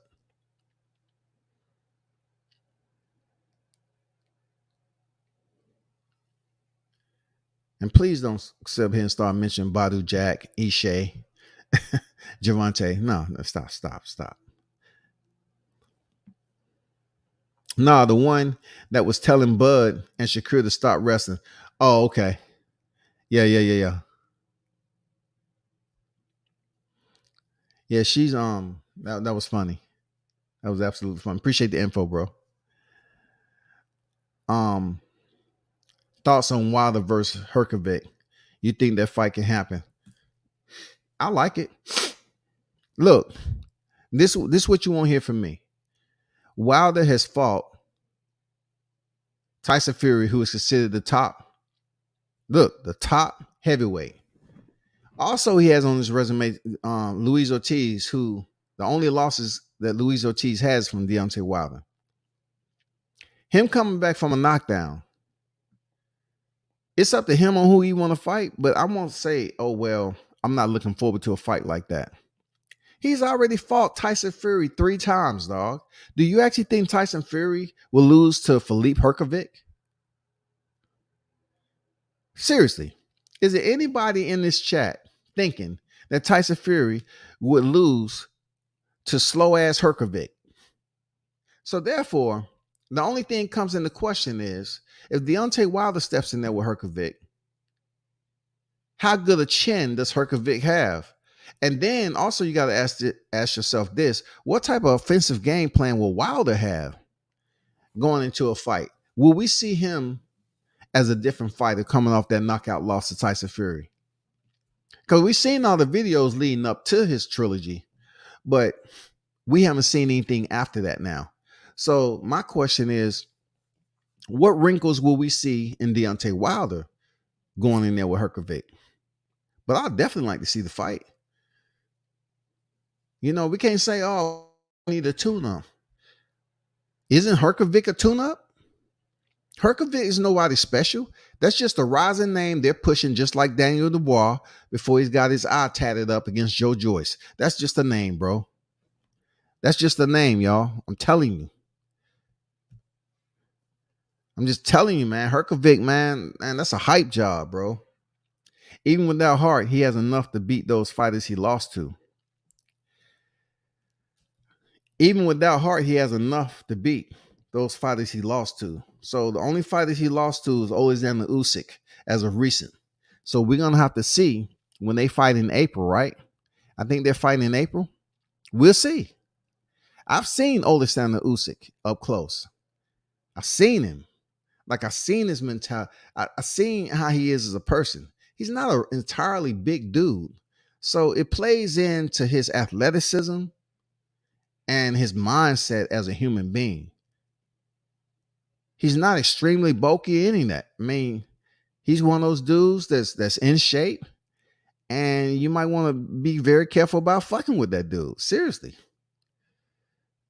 Seriously, on the street, Alexander Usyk, yeah, man. He you know, I can see, looking at him now, I can see why he is who he is, why he was undisputed cruiserweight. I can see how he was able to go in there and give Joshua the work. Him and Joshua have different thresholds when it comes to digging deep. They have different types of thresholds when it comes to heart. I say Alexander Usyk has more heart than Joshua. That's just my opinion. I think Usyk has more heart than Joshua. Joshua, I don't know, man. I'm curious to see what else he's gonna bring. Like, he's talking about, I'm tired. I'm tired of losing. My mentors was Big Meech and Larry Hoover. I'm this. I mean, I'm like, damn, dude. Like, you wasn't extremely upset when you lost to Andy Ruiz? So you get mad again because you lost to Alexander Usyk? I mean, come on, man. Why you always gotta lose to get you motivated? Something's wrong with that. You should have a level of motivation when you're a champion to continue to defend your belts and build upon your legacy. Hold on for a second.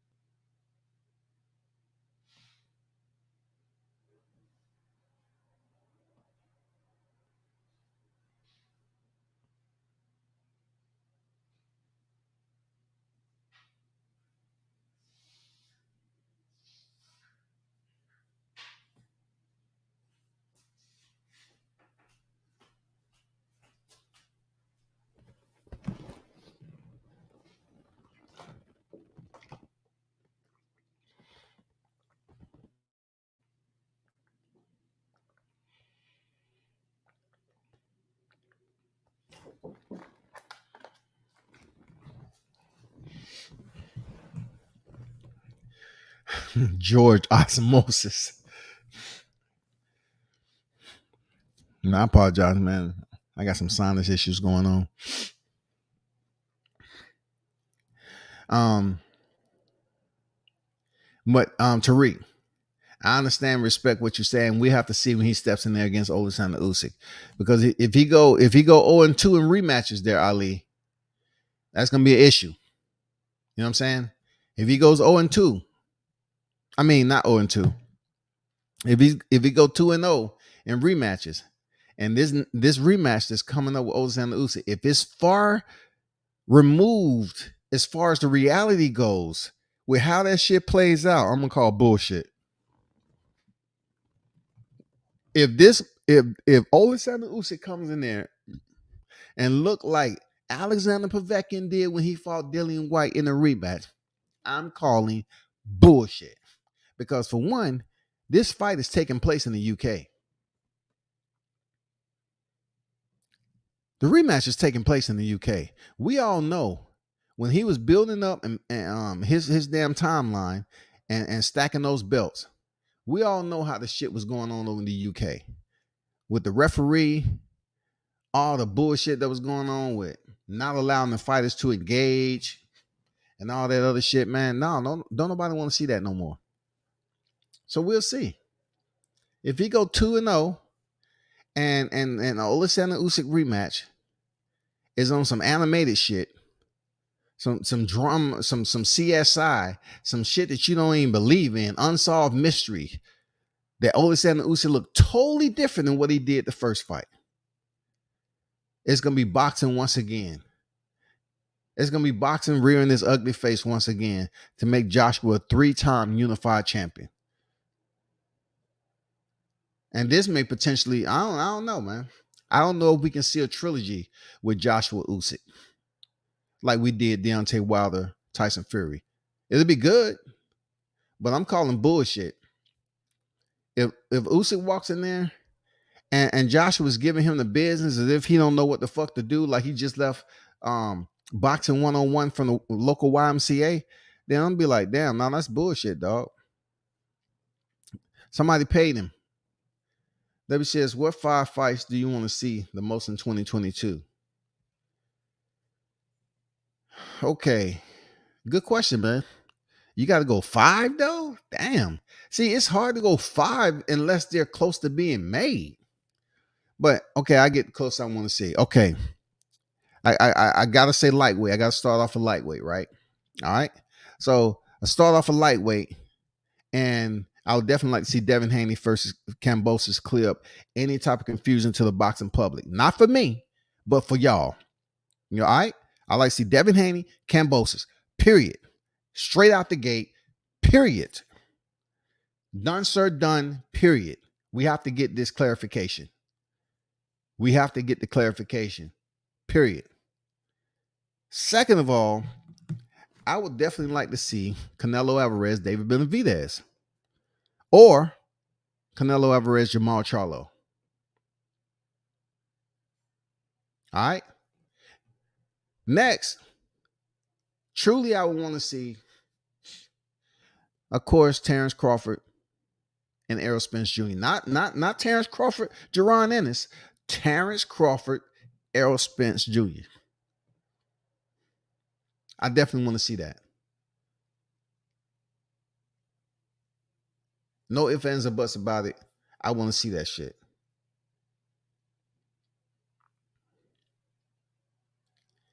At 40, I don't know who to put Antoine Russell with, but I definitely like to see him fight a big name that can put him in title contention. And also with Teofimo Lopez moving up, if indeed he's fighting Montana Love, I'd like to see that fight. Or if he gets a shot at Josh Taylor, I'd like to see that fight. Ryan Garcia, I have to put him into the equation. Because, yeah, I want to see him lying flat out on the canvas like he's sunbathing in the Bahamas with the referee waving and say, 8, 9, fight's over. Yeah, I definitely want to see him in there with anybody who will put hands on Ryan Lion Garcia, Mr. Capadon himself. It's hard to say 5 because really, I mean, like, it's not that many fights that's made. Like look at what I put over here and my details of YouTube, right? If you look at the YouTube,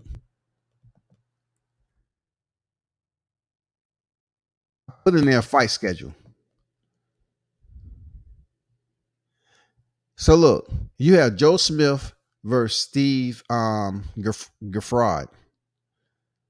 But look at the undercard. It's a lot of names in there that's interesting. But I just treat them like, okay, that's who I want to see. That's some people who I want to see fight. You know what I'm saying? Like Jahi Tucker. He has Akeem Black. He's still on the rise. Definitely want to see Jahi. Definitely want to see Jahi good in there. Yeah, Abraham Nova versus William. Encarnacion. That should be a good fight. Troy Isley is making a big push. You know what I'm saying? I'm looking forward to an interview with Troy Isley. I know Showtime had an interview with Troy Isley, so salute and check that out on his channel. He was able to get that interview with Troy already. Subriel Matias and Petros Ananyan. That's gonna be a good fight, in my opinion. Evan Holyfield enters the ring again against Chris Collins for a 6-rounder. They still pushing Evan Holyfield. So I know I didn't answer your question, but for me, without me telling you the fights that I want to see, but it kind of defeat the purpose when they're not even close to being made. Like I want to see Kambosos, Devin Haney. If you're talking about one fight I want to see in 2022, I want to see that. I want to see Kambosos versus Devin Haney in the lightweight division. First and foremost, that's the one fight I want to see right off the rip. Because it can be made. No fighters have fights. Everybody who's fought. Lomachenko's fought, Javante's fought, Kambosos fought, and Devin Haney fought. So that's set up everything. The calendar is clean. Who the fuck is Kambosos fighting? Is it going to be Lomachenko or is it going to be freaking Devin Haney?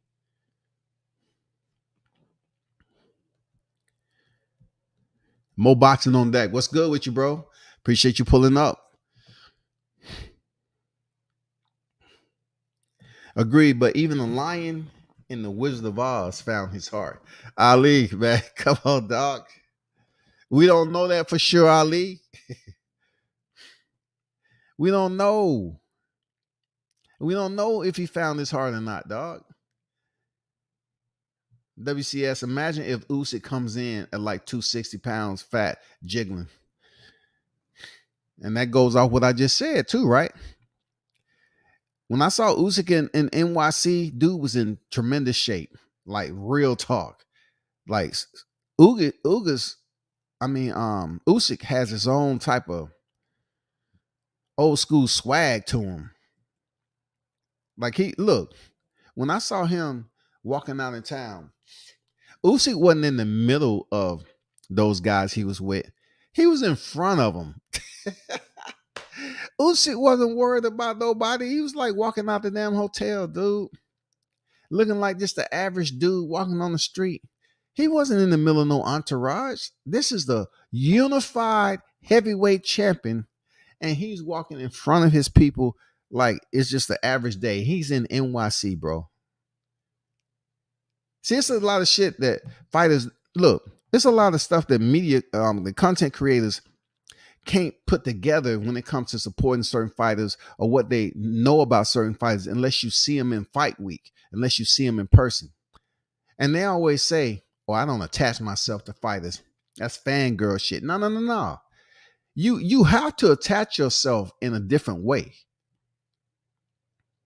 Like you can still report on the fighter. But when you see, you're human. You have humanistic reaction. So when you see fighters that you see compete on television and you're able to communicate with them in person, of course you're going to have a different type of vibe. What's wrong with that? People go around here acting like just because they have a platform on the YTC, they don't have emotions. I don't get involved with fighters. It's whatever. I don't get attached to fighters. So you don't have emotions? You don't have kids? You don't have sons, daughters? You don't have a mother, father? You don't have an auntie, uncle? You never met somebody that wasn't related to you, and you say, "Oh man, so and so's cool." So if you have a friend, you was just dick riding your friend, as they call us. I ain't no dick rider. I ain't no dick rider. So you trying to tell me you never had a friend? Get out of here, dog. If I'm conversing with somebody who I see compete on TV, it means something to me.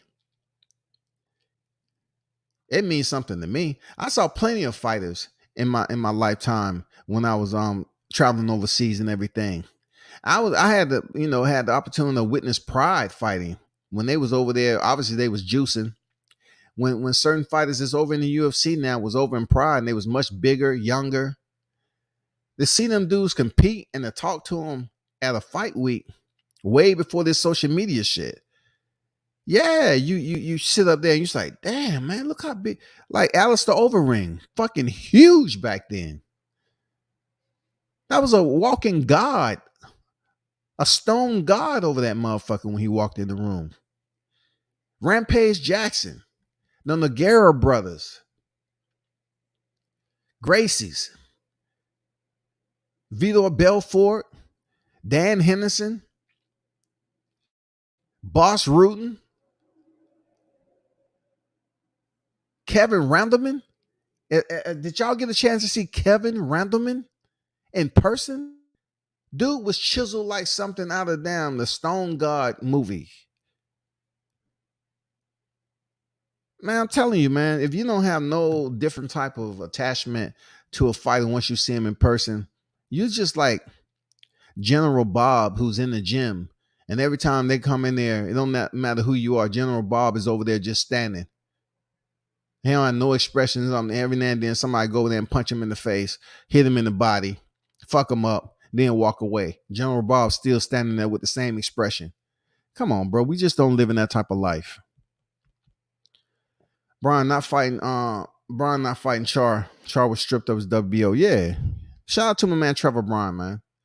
I actually did an interview with him on my boy house, Sean. And man, that's a good dude. You know, he's definitely trying to make his name more relevant in the heavyweight division. He is the WBA regular champion. Him and Manuel Char has been at this for quite some time, you know what I'm saying, on DK Promotion, Don King. They've been trying to make this shit happen for quite some time. But he'll find somebody to fight, I'm guessing. You know what I'm saying? It's just been so much that's the backstory to these two. Oh man, he needs to move on. Trevor Bryan need to fight somebody else with a bigger name. Forget Manuel Char, man. Forget that. You need to now step up and step in with somebody that has a name for real. That's where you at right now. Defend your title against somebody, dog. If AJ loses to Usyk again, the super mega money is going to leave the heavyweight division.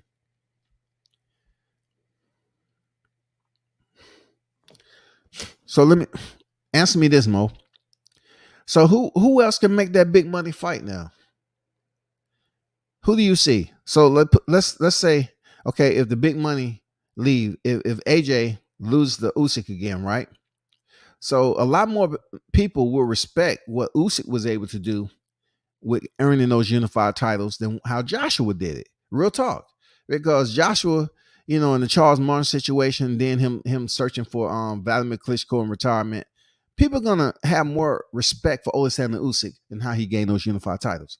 So with that said, you don't think it'll be a bit more eyeballs on Usyk fighting Tyson Fury? You know what I'm saying? I know we're not gonna get the Deontay Wilder effect with Anthony Joshua, because a lot of us wanted Deontay Wilder versus Anthony Joshua when they was champions.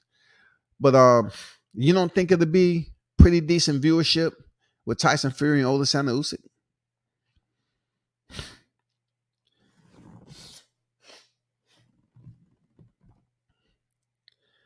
As good as Oleksandr is, he would never sell unfortunate circumstance. Okay, I got you. I got you. Wasn't Pride full of corruption as well? Hey, I never said, look, I never said I was here to put the politics into it. I was here to tell you that I was part of history of some amazing fights, dog. A lot of organizations back then, all right, did not have drug testing. Look at the UFC. The UFC didn't bring USADA in 2015. A lot of fighting organizations didn't have it. What was one of the bigger deals in the UFC once it started getting popping? TRT, right? Testosterone replacement therapy, right? That shit was transforming fighters' physique. It was allowing them to go in there and perform at different levels and shit. It was plenty of organization and fighters who was dirty. Yeah, plenty. Also, if you give a boxer in public, you consider the groupie. That's what they say, Ali. You know what I'm saying? Like, I done heard so many people sit up here and say, "Oh, you a dick rider, you this, that, and the other." I say, where do us men always use the insults of when it comes to boxing support that say someone's a dick rider? You know what I look at it as? I just look at people that haven't had the opportunity or the privilege to stand in front of another fighter who's contending on a high level or on their way up to that high level. They haven't had that opportunity. You know what I'm saying? To soak it all in and say, damn. Because I'm going to tell you, when I saw Mike Tyson walking that motherfucker, he was with his girl, right? Now, me and Mike Tyson is around, we're around the same proximity of a born date, right? But he wasn't with no bodyguards. He wasn't shit. I say, Mike Tyson, he really lived by that shit he talk about. He don't give a fuck about no damn security. Mike Tyson rolls in the back door with his girl. Period. If I was to see Ali back in the day for everything it was worth when he was living, yes, I feel some type of way because I was able to see somebody who's been through so much at the highest level. Yes, I'm gonna feel some type of way. It's just like seeing a celebrity, dog.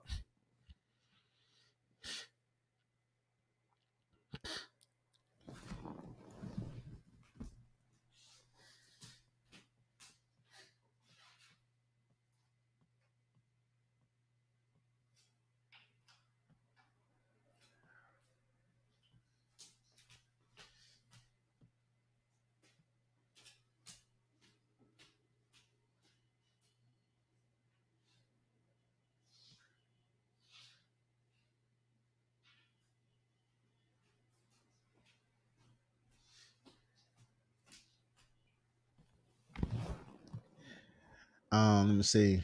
Random, and you remember that Fedor fight? Yeah, I remember that shit, dog. Listen, Pat. I always talk about when you want to talk about top three moments in MMA history. That right there is top two. When he picked up Fedor and dumped him on his neck, he left the ground. We're talking about Kevin Randleman, who was good friends with Mark Coleman. He left the motherfucking ground and suplexed Fedor on his head. He dumped him on his head. That shit could have paralyzed him. He dumped him on his head, dog. And we all know the Rampage situation. That's legendary right there. When he was in a triangle choke, Rampage picked, man, please. I think a lot of people wanted to see Wilder get knocked out, lose, but I don't think people feel the same way about Usyk. I agree with that. I can tell you like this, right? Usyk, he knows English, but like, the Canelos, the Anderson Silvas, the Lomachenkos. Well, I finally got an opportunity to see how much English Lomachenko has. Lomachenko knows English to a point. It's some words that elude his comprehension, but pretty much, Lomachenko can carry on the conversation in English. All right. This is what I'm trying to get at, though. If Alexander Usyk isn't able to talk to the American fan base all the time and give us conversation, you know what I'm saying? Be able to have a dialogue. He's one of those fighters who don't like the media. Alexander Usyk is not going to talk extensively to the media, dog. So I don't know how that's going to be. How is that going to be attractive to the audience, the boxing audience, to see him?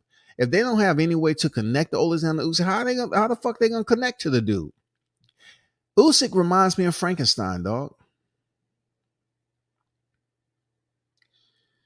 When I was taking pictures of Usyk and he saw I was taking pictures, you know, he kind of played to the camera. But then, you know, I'm looking at dude, and he had some shoes on that looked just like Frankenstein. When I was growing up, you know, we only had like 4 channels and shit. And one of the movies I remember seeing all the time, and he had some big ass black shoes, dog. That I think if he was to goddamn knock somebody out on, he stump them out, they dead. I think those had damn iron plates on the bottom of it. Serious, dog. Usyk is a different dude, for real. He's a different dude. I don't know how the public is gonna attach themselves to Usyk. You know what I'm saying? Right now, to be honest with you, I don't see him defeating Tyson Fury. I don't see it. But hey, that fight may not never happen, to be honest with you. That fight may not never happen. I don't know. But if it does, it's cool.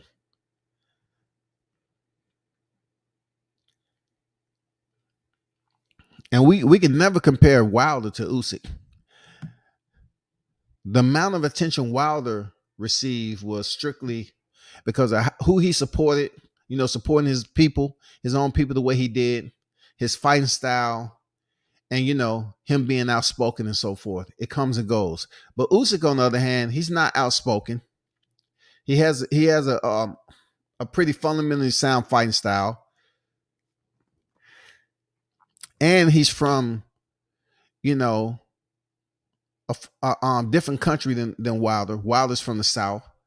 So, you know, you have your ebbs and flows of boxing fans that want to latch themselves to these fighters, bro. It all depends. You know what I'm saying? On why they choose the like or dislike somebody.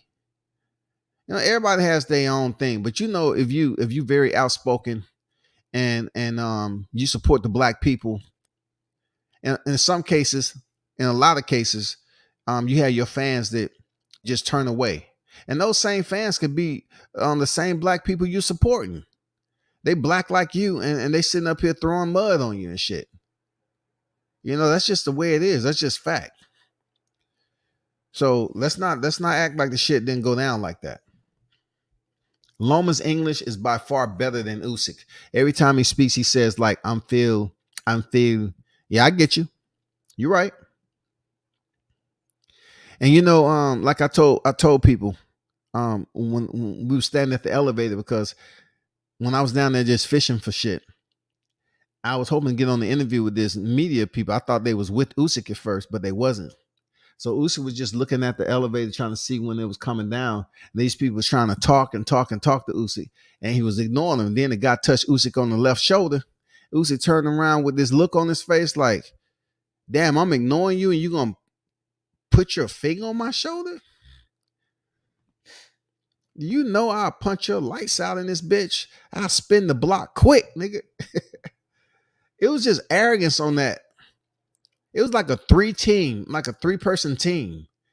And a guy holding the camera, another one with a mic.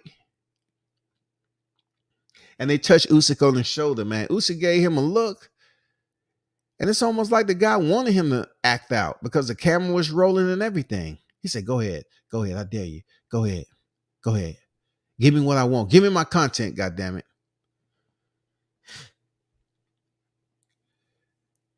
Usyk is tough, top 3 pound for pound in my opinion. Yeah, he's top 3 right now. But, you know, look at it this way. What's the criteria for pound? You know what I'm saying? Just beat the complexion for the protection. Terrence Crawford is, in my opinion, top 3 pound for pound. But why? He has multiple divisions. Canelo has multiple divisions. When Lomachenko was up there, he had multiple divisions. Alexander has multiple divisions.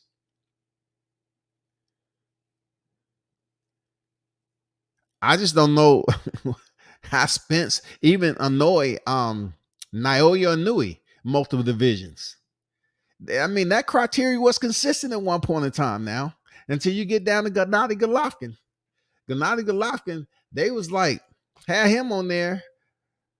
You know what I'm saying? Middleweight dynasty himself. Mr. Paz, I'm very Phil had me dying laughing. I understand though. I'm very feel like the US is the place to unify undisputed. I am Phil Tyson Fury. It's simple. Wilder and AJ were knocking out people, hence they were liked. I think more so gravitating towards Anthony Joshua because he was, and a lot of cats out here had a full blown Anthony Joshua poster in their bathroom. The damn have the physique, have the they wanted to be imposing like Anthony Joshua. They thought he was the perfect prototype for a boxer. For real. They said if it's a boxer that should look a certain way, it should be Anthony Joshua. And then he had the UK accent. You know what I'm saying? He had soft-spoken British accent. So then you had US boxing fans gravitating and saying, oh, well, he beats Deontay Wilder easy. And I'm saying, how did that shit? Like, dude is a robot in the ring. He brought Vladimir Klitschko out of retirement and almost got retired. Hype. Anthony Joshua. So I'm curious to know what Floyd Mayweather's teaching. I'm curious to know what he got from running Shields in that short period of time. It's a reason why he didn't stay in Texas that long. It's a reason. Believe me. Probably too much of a distraction, dog.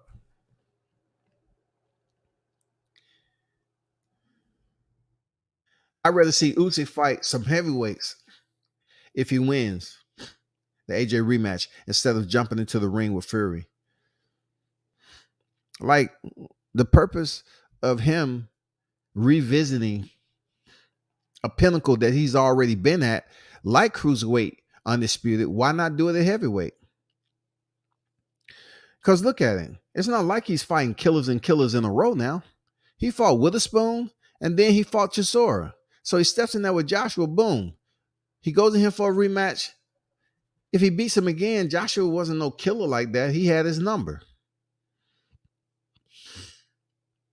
So next will be what?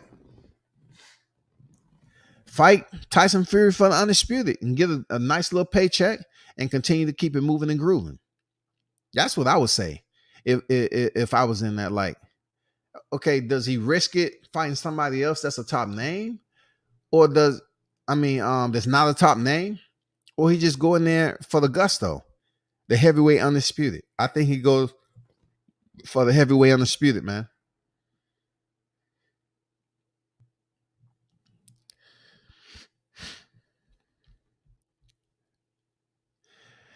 Now let's talk about the Udenas Ugas situation. Because look, when I get Dillian Whyte, I'm gonna briefly touch on the Dillian Whyte situation. I guess the ruling was that they sustained the 80-20. Weird and crazy is that. What is Dillian Whyte? What the fuck?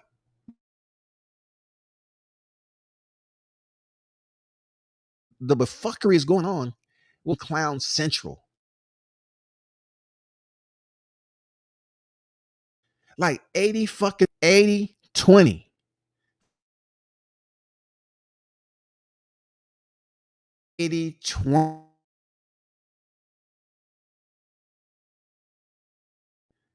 He gets his shot with Tyson 20. 80.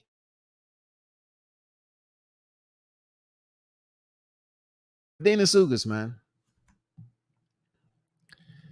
You're Dennis. So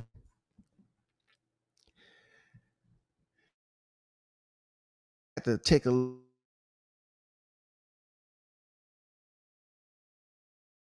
talked about Errol Spence fanatics not being absolutely 100% sure if he.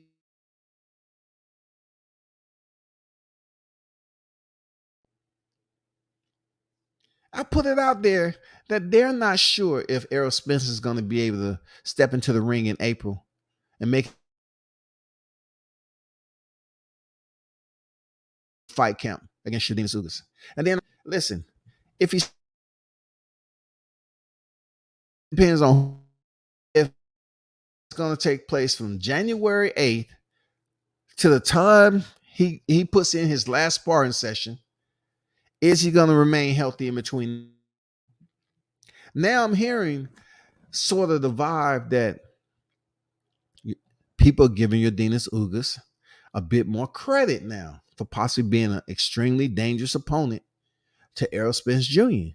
Why? It's not the fact that Ugas coming off his last fight. It's the precedence that was set of Errol Spence's car accident and his injury. There's still some fragmentation when it comes to people believing that he's 100%, that Errol Spence will ever be the same. Like you can get in there and you can work out and you can fit the bill and your physical, your physique and everything is lining up. You know what I'm saying? You're looking apart, you cut, you look conditioned, everything. And the funny part about it is that I'm also hearing he didn't rehire Blu-ray, right? They hired a nutritionist and whoever else that they hired. I seen a couple of posts up there that they hired some white, a team of white nutritionists and strength and conditions. I don't know what that has to do with anything, but it's a reason why Spence did not rehire Blu-ray.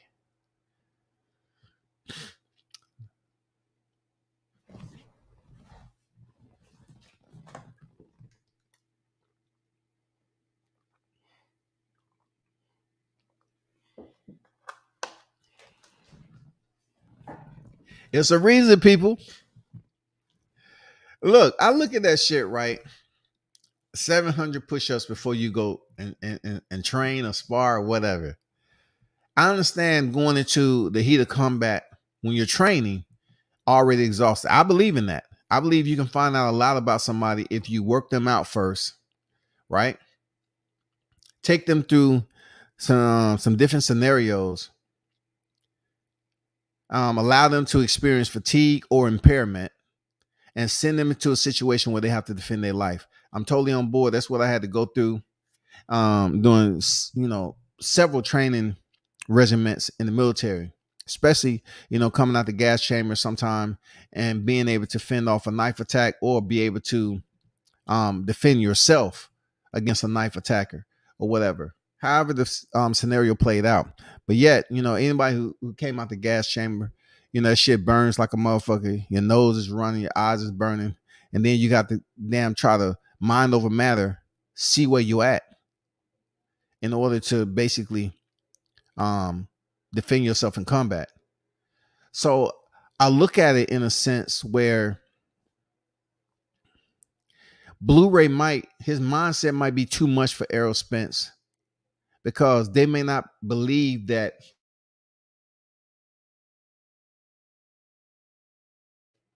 his physical of his may not be able to stand up to Blu-ray's conditioning.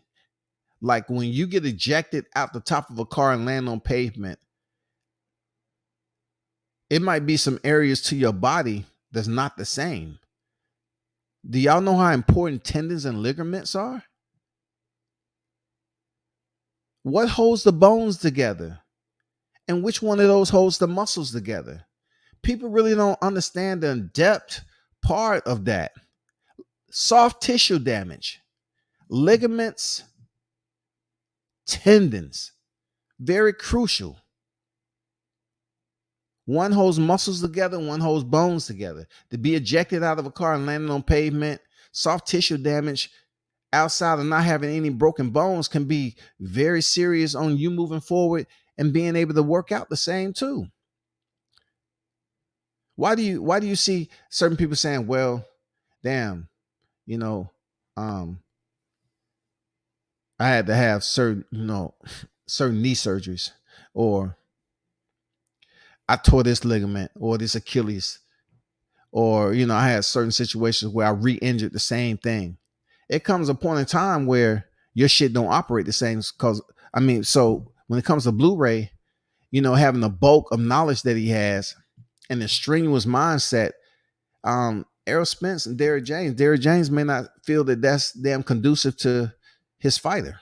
He may not want Spence to get injured. I don't know. I'm just shooting in the dark. It's hilarious though.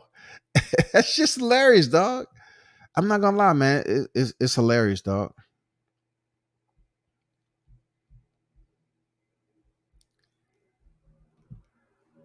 Gold medal doesn't make you money. Well, it's according if your name is Lomachenko. You know what I'm saying? It definitely depends on your name, Lomachenko, goddammit. Because you take Carissa Shields and Lomachenko, I swear to God, Lomachenko don't have to mention his gold medals. Everybody a two-time.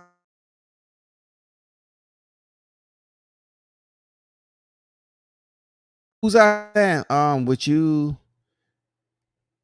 later on your boxing career, would you be receptive to step in and fight on the undercard of a Jake Paul? This is a two-time gold medal Olympian. And they asked Shields, would she mind fighting on the undercard of a Jake Paul? She was like, hell no, I won't fight no undercard. And then she always have to run down her credentials. She shouldn't have to do that shit. She shouldn't have to do it. But when it comes to Vasyl Lomachenko, though, two-time gold standard, man, people just throw that shit up there like, hey, man, what do you think, man? He should do this. He should get that shot. He should fight so-and-so. Yeah, that's Lomachenko. That's high tech, dog. Two-time gold standard, dog. Two-time gold standard. Let him do what he want to do. He want to become franchise belt. Let him do what he want to do, man. He's earned it. You mean after Blu-ray just went on his social media Spence hype campaign, he didn't even get hired? From what I hear, that Andrew, is they still haven't hired him.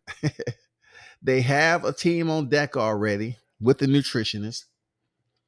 So that's what they're going with. That's what they're going with. Blu-ray is not on the scene. We don't see any videos of him training Spence. We don't have any true word that they plan on hiring him, because you got to look at it. He's supposed to step in there when? In April, right? So we in January moving. So usually when you have a strength conditioning coach, like Blu-ray, you're not going to bring him in damn near at the last minute. That would be foolish. That's why it's called strength and conditioning. You bring him in early and get that fighter on a training regimen and build them up. It's something else going on with that, dog. There's something going on with that. And Derrick James, man, I don't go. Man, he do what the hell he want, dude. You know what I'm saying? He can do what the hell he want. I'm pretty sure that is a conversation that him and Spence has had. And the reason why Blu-ray ain't in there, it has to do with both of them signing off on that shit to say, no, man, let's just wait. We're going to take these people right here. They might feel that Spence needs to keep a nutritionist on deck to keep his weight down, keep his strength up, keep him healthy. Because this is a big fight. Yordenis Ugas fight is a big fight, dog. Like, now all of a sudden people are not sleeping on Ugas. They were saying, damn, this is a big threat for Spence, because for one, they don't fully know if he's 100% recovered. internally. And then, it's hard for people to look at like, well, he went in there against Danny Garcia and did what he did. I say, yeah, I understand that. But fighting styles, Ugas is a different fighting style than Danny Garcia. Now, I know Danny Garcia's resume is different than Ugas, but I'm saying fighting style, different. You have to take that in consideration. They have two different fighting styles, bro.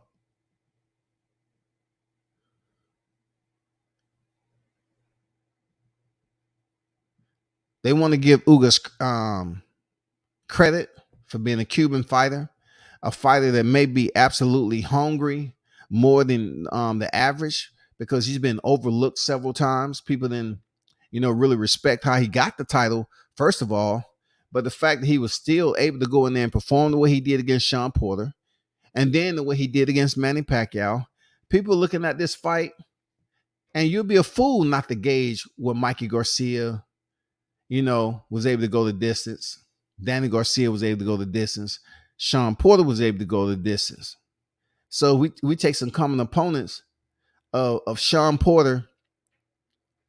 Yeah, Errol Spence was in a close fight. And then in that fight with Urdinas Ugas and Sean Porter, a lot of people had it closer than what it was, but they felt that Ugas, he performed excellent in that fight against Porter. Porter may have just been moving around to save himself injury-free before he stepped in there with Errol Spence. But the fact remains is that Ugas looked good in that fight.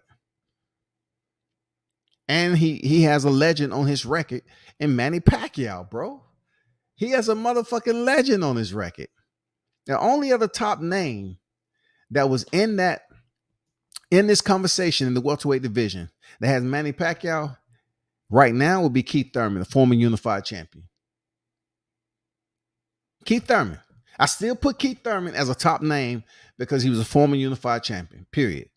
Manny Pacquiao took his belt, but yeah, he has him on his record. Ugas has him on his record, but in the green column. He has him in the green column, man. He defeated him. Keith Thurman has him in the red.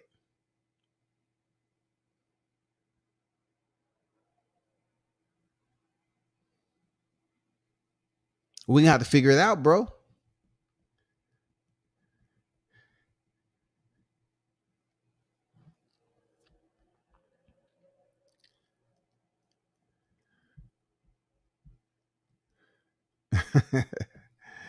Andrew say Blu-ray be like, I took an old lady who never done a pull-up in her entire life. Now she's knocking out sets of 25. Bullshit. Look, she ain't clean. Hey, Andrew, test her. Test her, goddammit. Test that lady.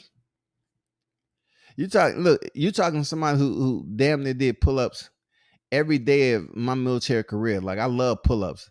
That's the most underrated exercise you can do in life.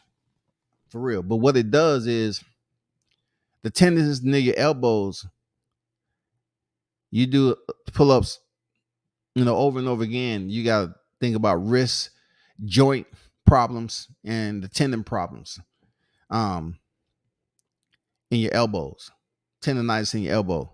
But for a person to go their whole life without doing a pull-up, but now all of a sudden they in their 70s and they doing 25, are they coming all the way down or they rocking their body? There's many ways for them to do 25. Are they using the momentum of their body to kip up? Like, what is the form? Show me the form. Because in the core, we went from kipping, using the momentum of our body to eject, project our chin over the bar, to dead hangs. What was more beneficial, in my opinion, health-wise? The kip. Because the kip took less stress off the elbows. And when they went to dead hang, you had to work on your back. You had to work on your damn tries. You really had to use strict form. And that shit was fucked up. But I like to see her on camera, though. We need to see her. And you need to put it in the live chat, Andrew. Put on camera. I need to see this lady. I need to see the phenomenon. I heard people complain about Blu-ray being very unprofessional, saying his Instagram posts are very childish and unprofessional, arguing with fans. Well, look, One thing I can't do is a grown ass man that supposedly have a business, right? And within him promote himself as a business orientated and supposed to be a high level. For one, the way he acts, if his business is to solicit more fan participation from social media, well, how professional should he be if it's his own business? If it's your own business, you can pretty much be who you are. You know what I'm saying? If you're your own person, you trademark your shit. I don't know if he got shit trademarked. If your business is a personal trainer or fitness, I mean, you can be who you be. If people believe that what you're putting out there, you know what I'm saying, the criteria for which you're sitting out here training your clients with, it works. That's how you're gonna gain your business. Nobody really cares about how you act unless you're doing some inappropriate shit. You know, for real, nobody gives a fuck. But I do know what you're talking about. I've seen that shit on Facebook. I mean, grown, you know, we have adults that do that shit all the time, bro. We have adults that'll sit up here and get in an argument and threaten motherfuckers like they don't wake up every morning thanking God they living. You know what I'm saying? Like you don't wake up in the morning and you're able to look out and see the world. You see the world as you know it, and you thank God you're living and free. But on social media, you have people that's willing to throw all that away as if they're gonna come look you up and take you out of the existence of your family. They're gonna issue personal threats. You know what I'm saying? Hey, that shit don't make any sense, man. But each his own with Blu-ray. I don't know the dude. I don't know. Mr. Paz, I can see that being part of it. Ugas won that fight. Pop a lot on deck. What's good? What's good? Facts over fiction. Facts over feeling. You know, I've said to him going at some guys on here. You know what I'm saying? I have a platform, but you know, check it out though. I mean, we don't really consider YTC a professional platform. Like so much unprofessional, informal type behavior happens on this platform that you're gonna see it all the time. But I see where you're coming from when you say him, as far as he want to link up with Spence. Now, if he was basically inserting his name into different fight camps, I can understand that. But the only fighter that I know him to be associated with on this level is Spence. Why? Dude, it's a reason why other people may or may not be using this dude as a strength and condition. I don't know, but I only know him from Spence. That's it. And people love saying Blu-ray, just like they love saying boots. It's something about those B words, huh? You know what I'm saying? Boots, Blu-ray, Blu-ray boots. You know what I'm saying? Shit. Thurman has the name you is absolutely right. Ghost on deck. What's good with you, King? How you feeling? Pull-ups help me with my elbow issues. Yes, according to what type of pull-up you do, man. If you do kick-ups or you do dead hangs, that tells the difference on you pumping out 25. You know? So the gold medal didn't make AJ easier to promote. I say when it comes to the gold medal with AJ, anybody who truly, sincerely follow the sport back then, you would say to yourself sincerely that he was given that gold medal in the London Olympics. You know, I know, and everybody else that was there know. His opponent was a repeat champion.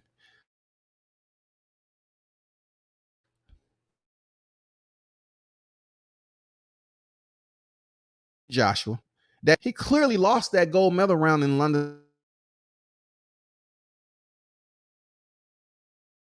And once again, boxing will make you shake your head.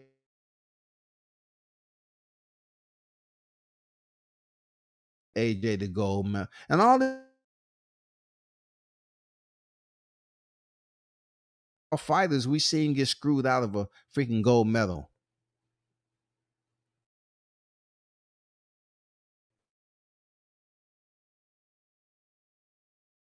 So therefore, it's not like That's why miss boxing if it's not there in 2028. Same with muscles.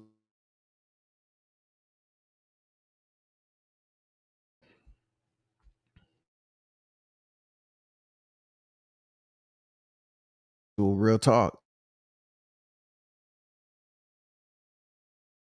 Not for the average individual. I do want to see this Spence, Yordenis Ugas to a point where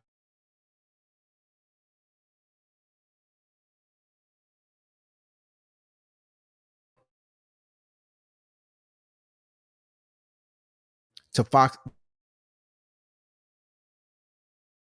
is not like say, what if he what if this? What if that? I don't see that's the way my a running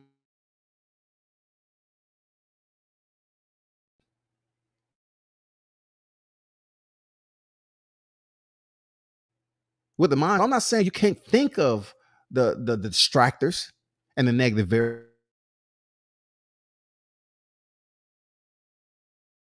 I'm just saying go in there with such a that you're gonna put everything you need to it in there to be successful what you get into. You know what I'm saying? Man.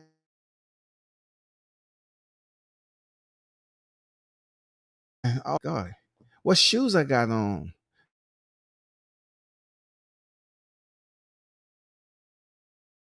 You know who they had trained. I mean, you got to put yourself in the mindset.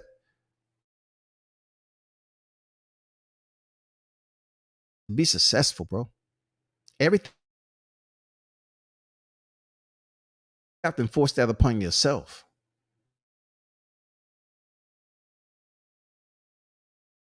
World of company. You do in life is a competition. You promote that job as a competition. When you drive, it's a competition. For real. I'm serious, dog. You want to make more money, it's a competition.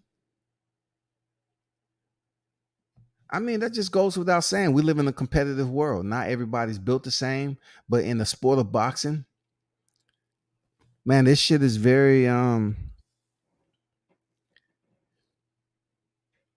it's a very erratic type of sport to get close to because you never know what the fuck is going to happen with boxing. You never know, bro. It's just too much going on. You never can completely organize the sport of boxing and feel that you're in control of what's about to happen. You just don't see it. But hopefully 2022 give us something else, man. Hopefully give us the fights that we want. That's all I can say. Like I really want to see Crawford Spence. But we have to see if Spence is 100% for the Ugas fight. And also we have to make sure Ugas he himself makes the fight. What if Ugas doesn't make the fight? What if Spence doesn't make the fight? We'll have to see. And for Thurman versus Barrios, right? A lot of people are not giving this any credit. But I don't know why though. Because look, he was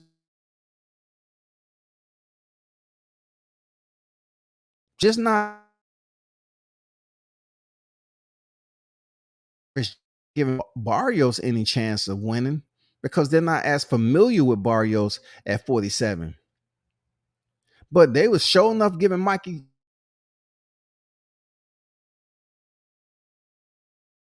passes. So I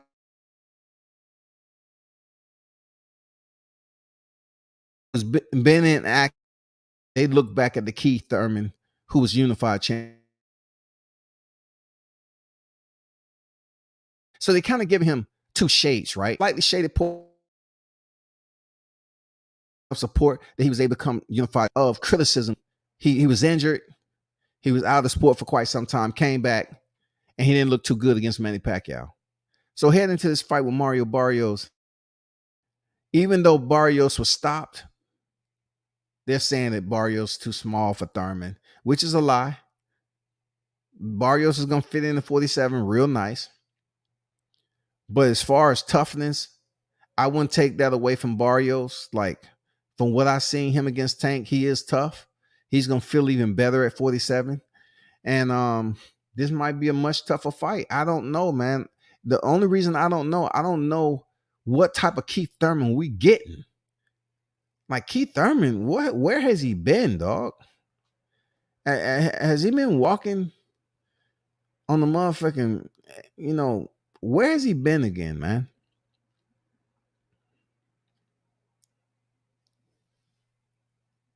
We don't know where Keith Thurman has been.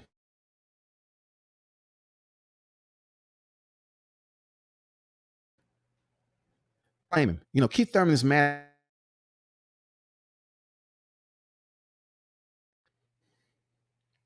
The last time we seen you, supposedly Adrian Broner had to get you out the casino, and then you was eating a motherfucking ice cream sundae before your fight. I mean, it's a lot of criticism to be had because people look at you up in this motherfucker. But now you about to fight Mario Barrios was moving up and facing you. I think Keith Thurman could have found several other names to fight at welterweight than Mario Barrios. You know what I'm saying? Why not Jerome Ennis? Look, the last time I said that, why not Jerome Ennis? Well, Keith Thurman's not ranked. Who gives a fuck? In between time, he's a former unified champion. Put Jerome Ennis in that motherfucker with Keith Thurman. I mean, come on, bro. Thurman versus Barrios could be Thurman versus Josecito Lopez too. It could, man, but I'm gonna tell you like this, Hoover.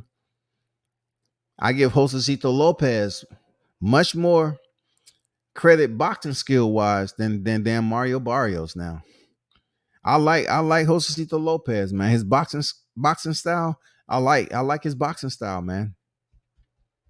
I like that boxing style for real. Akeem Mitch, I think it depends on who your promoter is because Tony Yoka is a gold medalist and didn't do as much as you think it does. Same with Robson at 130. Same with Rigo. It did a little bit at Rigo early on, but people just tired of Rigo coming on here giving us damn tree sap type performances. You know what I'm saying? It's just like me inviting y'all over and we say we're going to have a cookout. And I say, hey, man, come out here. I want y'all to take a look at something. And I pull y'all up to a tree, because we have that shit in the South, dog. I said, take a seat.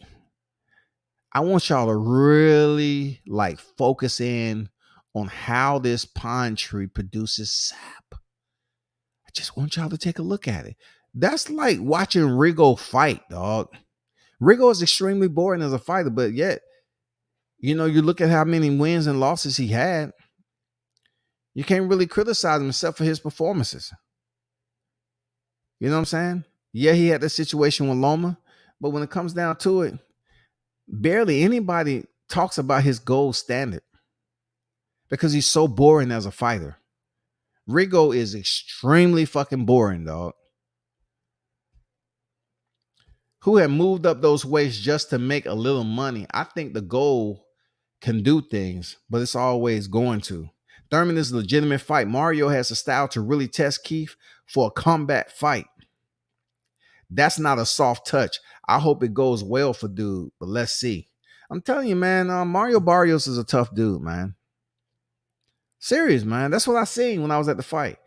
I was looking through that shit, the lens of a camera. I was looking at the fight up close. You know what I'm saying? I mean, he's a tough dude, man. I got mad respect for Barrios. I even seen him in San Antonio before he got the Tank fight. He fought on the Tank Leo Santa Cruz undercard. I seen him when he fought Ryan Carl. Now, he got out to a slow start against Ryan Carl, but he ended up stopping him. You know what I'm saying? Marios is tough, dog.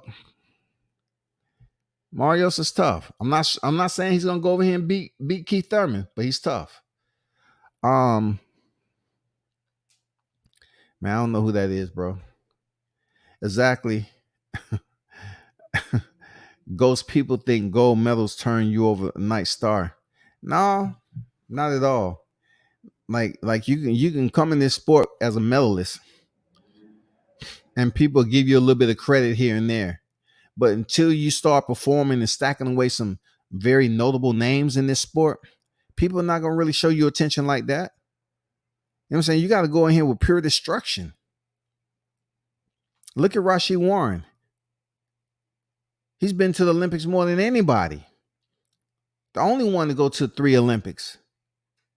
But people just starting to recognize him as a fighter off his performance that time when he just say, fuck it, man. I got to go in here and let my hands go and dog walk a motherfucker. And people looking at the pit bull, baby Pit, like he's a grown Pit right now. And Rashid can fight. Barrios don't pack a punch like Riverside Rocky, though. If he's able to seriously hurt Thurman, Keith should consider giving up. Giving up? I never tell a man to quit unless he's at the end of his career like that. I don't see Keith Thurman at the end of his career. Like, give what up? Boxing? Why should Keith Thurman give up boxing right now, dog? Why should he give up boxing? Why you say that? If he loses to Mario Barrios, it's only his second loss, man.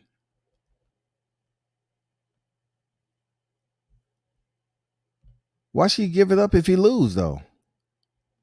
He only has 1 loss, man.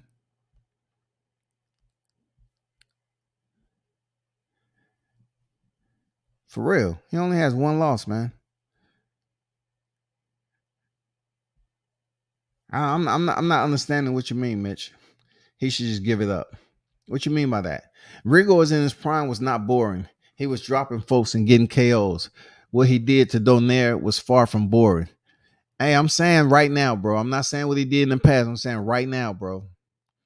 You know his shit is absolutely elevated music, dog. You know that. You know that. Elevated music on lean, goddammit. He was fucking people up back in the day, dog. I'm talking about now, man, he's boring as shit. Thurman definitely need a big fight this year. Mo Boxing, 1% better every day. Watch end of the year. I'll be fluent once again. Gold medal definitely helps. It's never a detriment. To some people, man, I can't see a gold medal being a detriment unless someone was robbed for you to get that medal. You know? No, just take for instance Keyshawn Davis. Keyshawn Davis fought his ass off. He ended up coming up with the silver. They mention it. They respect him for how he went in there and performed to try, to get the gold medal. They don't criticize him for getting the silver, but they don't mention it as much either. Like if you was in a match where they robbed someone to give you the gold, yeah, they're going to criticize the fuck out of you for it. That's the only scenario I can put with that. That was hilarious how Rigo was running around the ring against Casemiro. Yeah, man, that shit was just crazy, dog. Serious, man. And I think Robisi or whatever his name was, man, that shit was boring. He was doing the same thing. Check that right hook, pivot out, reset. Right hook, pivot out, reset. Free Hoover, go fight a dude who is 25 pounds bigger and is dropping back to headshots every time you come close to him and tell me what you think you do. He wasn't running anywhere. He was boxing. That's just a turn, man, running. He was turning him, cutting the ring and escaping right when it was perfect and doing a lot of good. The narrative that he was running is straight up cap. Well, you know how the terminology running goes in boxing. They said Floyd ran. You know what I'm saying? Not pretty, but money. They say money became a runner. He laced up his damn shoes and he became a runner, goddammit. I mean, that's just the ignorance of boxing from the perception of certain individuals that either follow the sport hardcore or, the casuals. The casuals always use cliche terms. But I get where you're coming from with that, Ghost. Casemiro didn't really do shit, but Rigo moved too much for much to win. Had he thrown 30 more punches, he could have won. That all deals with him not running, not moving as he did. You know, if he's not one of those fighters that can punch on the go, then how's he going to score if he's just trying to be elusive?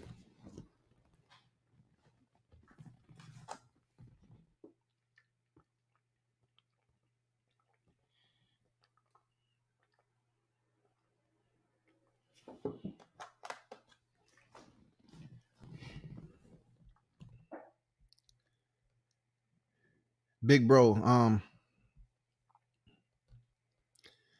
I will holler at you later. Other engagements. All right, appreciate you, Tariq. Hold it down, bro. Batman say, they don't mention when they rob Antoine Russ out of his goal. No, they don't, man. You're right. You're right. That's a hard pill to swallow. You know what I'm saying? From Antoine to Roy Jones Jr. to Floyd Mayweather, it's a hard pill to swallow. It's a hard pill to swallow, bro. Ghost Rigo, one of the best period boxers I've seen, but that shit was funny against Casemiro. Man, that shit was terrible. Mo said at Ghost, are you Somalian, brother? That's how y'all critique Rigo for using defensive boxing movement. Keep the same energy and ask the question, why was Casemiro hitting him to the back of the head that much? And why the ref let it go? Hey, why did he let it go against the Pritchard Cologne fight? I mean, we've seen several fights where fighters get hit in the back of the head. So we know, every referee's performance is different. Every referee operates a boxing match different. We know that. So if he wasn't warned or point taken, it happens in combat sports, man, especially boxing. I couldn't tell you, man.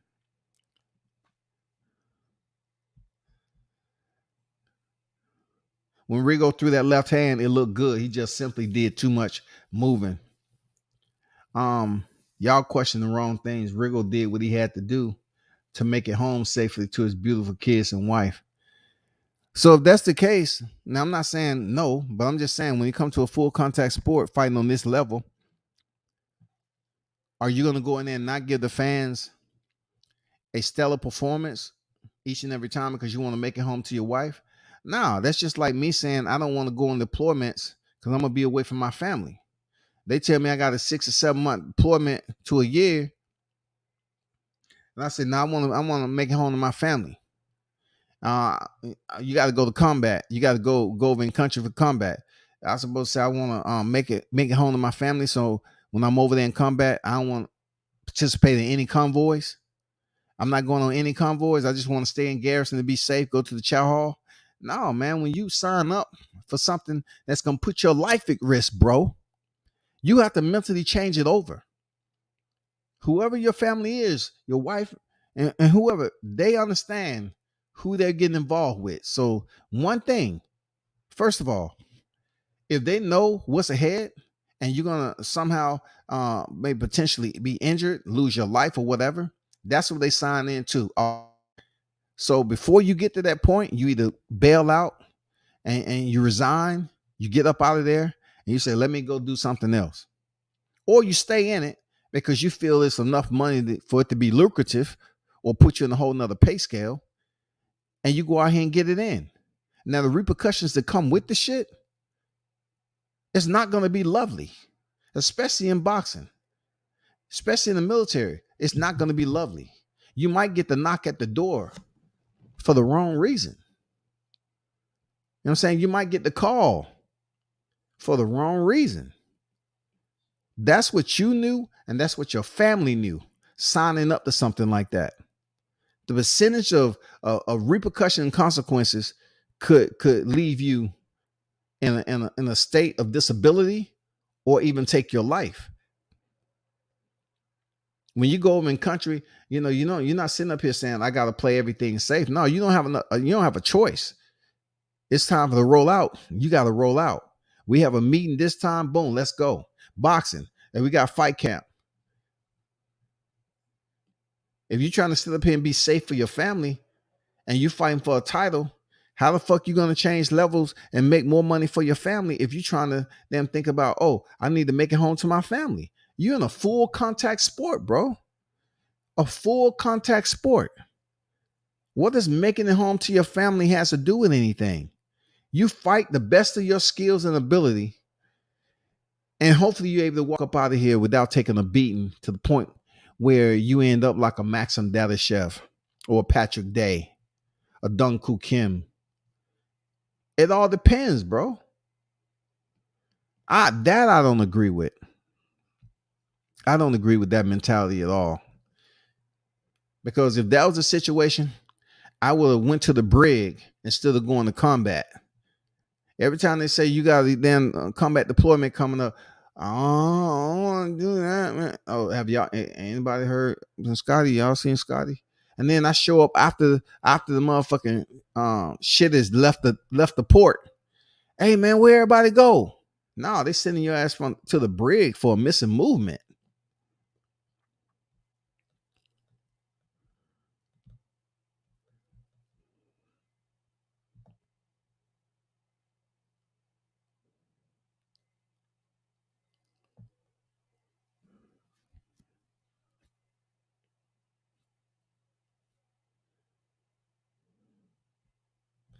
There's nothing like a situation like what you just compared to. He signed up the box. There are rules. That's what he just like every other boxer signed up for. Mistaken fouls and international ones are two different things.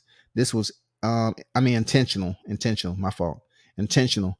And none did run about. So Rigo used his boxing skills to box his way through the rounds and won. The referee is the third man in the ring.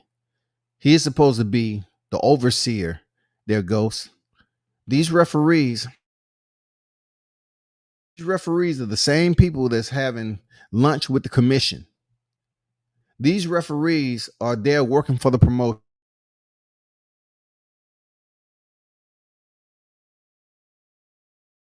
Human.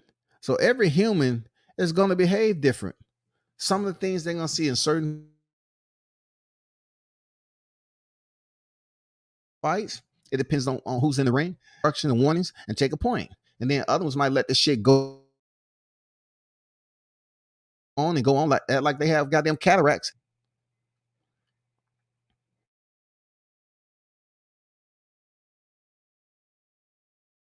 You're going to get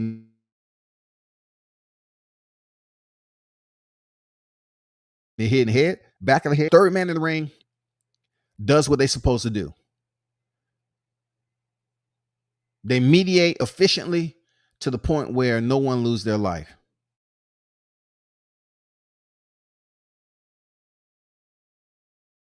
Yeah, fight smart, but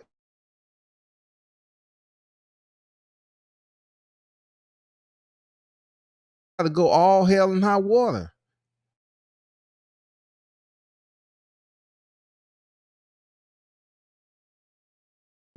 Never will, period. Rigo's a skilled fighter. He didn't do enough to win versus Casemiro, though. He didn't make Casemiro look stupid, but he didn't win the fight.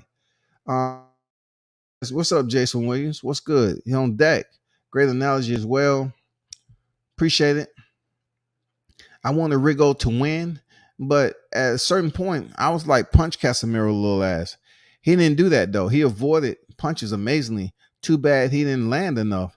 Man, Rigo little too. Man, you ever seen Rigo in person? That dude is small. People have died in the ring. People have been seriously injured in there as well. Again, you need to have a certain mindset. You want to be a family man, get a safe 9 to 5. Period. Period, dog. Period. If you don't want to go to combat, right? Don't go into a service that you know there's going to be a ground unit. Go in the Air Force, go in the Navy. If you don't like full contact, don't take up football. You know what I'm saying? If you don't want to get punched in the fucking face or you're not about that life, don't take up the sport of martial arts. You know what I'm saying? Full contact sports. Don't take up none of it because you're going to get punched in the face, kicked in the body, all that shit. Don't do it. Get a 9 to 5. Get something that has an innocuous lifestyle for you to wake up every morning and you look over, hey, family, how you doing? Who's cooking breakfast? All right, cool. Man, it feels good. Hey, I'm going to, jump in the shower, get dressed. I go to work. I'll be back at 6 p.m. All right? Get one of those type of jobs. Don't get one. Have the goddamn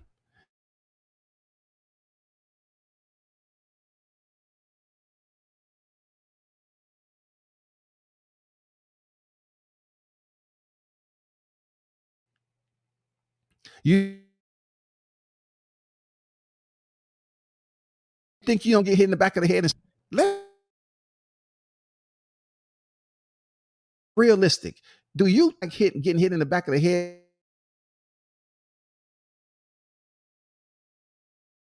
of pugilistica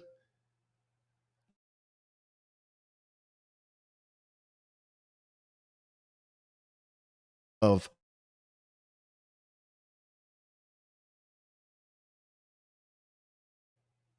dementia, all that shit.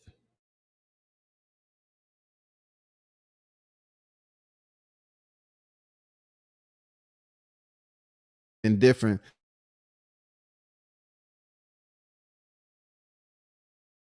back of the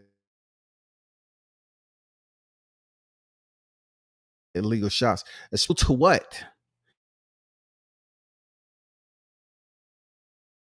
ABC has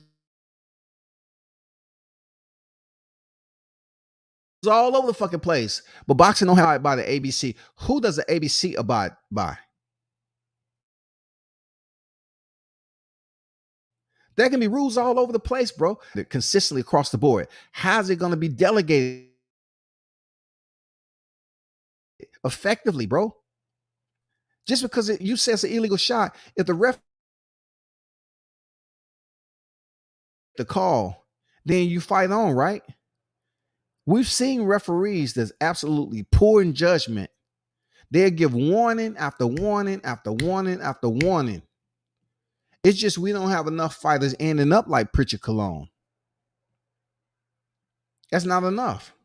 But there are many out there that's suffering from headshots that nobody's talking about because they out of sight, out of mind, and nobody gives a damn about them.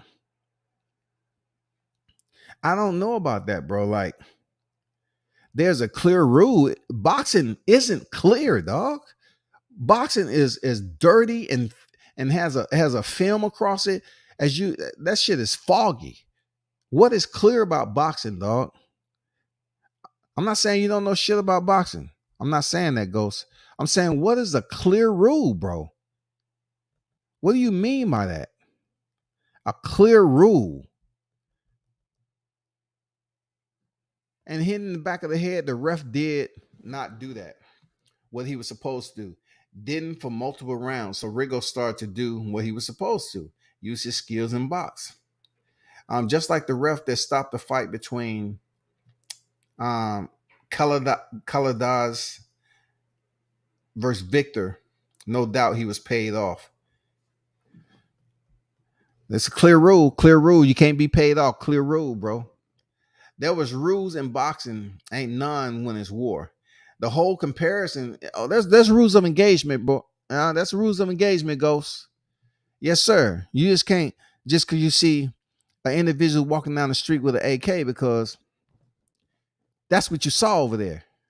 You saw citizens walking down the street with AKs in your hand, and you had to understand, you had to make an assessment because we didn't have the green light. You know what I'm saying? SOS. We didn't have that SOS over there. That's not vigilante shit. Shoot on sight. We had to see if this was family. We had to see if they fathers are allowed over there to carry a weapon. So you just can't pick up your weapon. Oh, they got an AK, they're danger. Boom, boom, boom, boom, boom. Light them up. A kid come up there and a kid has an AK in his hand. You have to give verbal warnings if he's approaching. You have to make sure he just isn't carrying a weapon for his father or his family. You had different scenarios like that. So we have rules. It's called the Geneva Protocol. We have rules of engagement, bro. We just can't go over there lighting up innocent civilians and families, even though it does happen sometime. There's CAS, there's air support. Sometimes that shit bleed over and innocent civilians are killed. But yeah, they're rules, bro. Fairly and expect to box under the rules of boxing. It was cool with getting hit to the back of the head intentionally multiple times. At that, he wouldn't box. He would go elsewhere. Jason at Ghost, what they tell hold on for a second. That they tell all fighters before a fight, protect yourself at all times. That means if you're being fouled and they don't call it, foul back harder. They do tell you protect yourself at all times. Floyd Mayweather, Victor Ortiz. This is a fight where a fighter literally pushing him on the ropes, held him there, and hit him 6 or 7 times in exchange to the back of the head. That's a foul. He did it multiple times. So you want a fighter to quit? You want a fighter to quit? Or you want him to just verbally address the ref and say, hey, ref, he hit me, man. What's good? What's going on, man? Make the call. Take a point. That's what you sign up for, dog.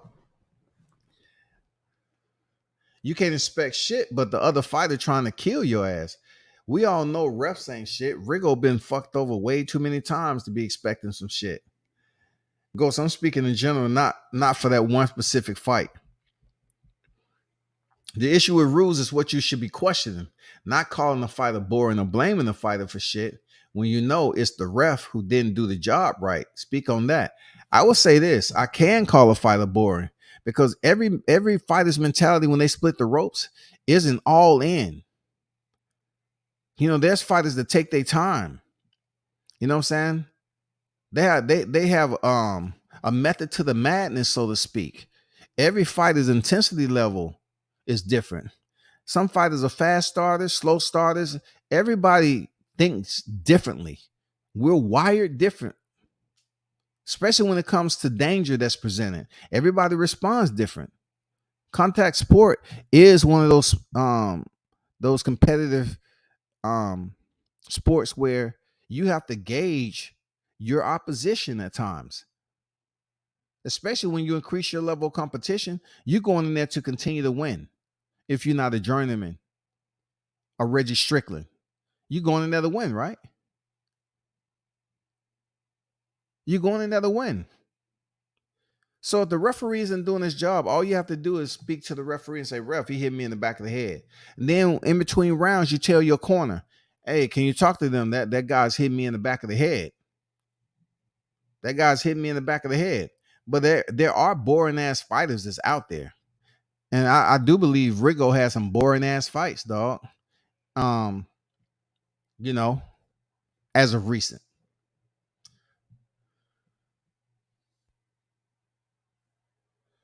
I don't need a link to any rules. I read the ABC.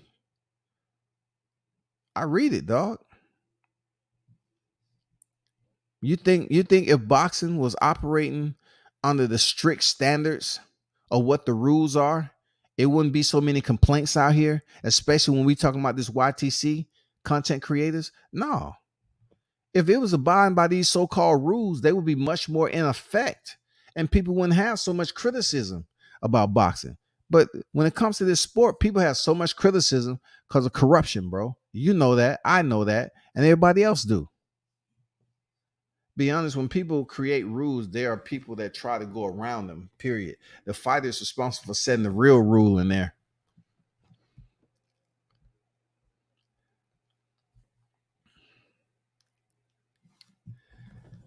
Hey, we know they're two different things. First of all, you're fighting the war.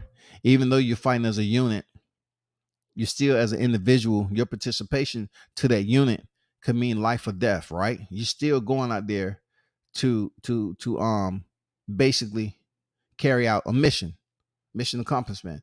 I'm not here to speak on anything on what you've been through and what I've been through. I was just giving an opinion. You know what I'm saying?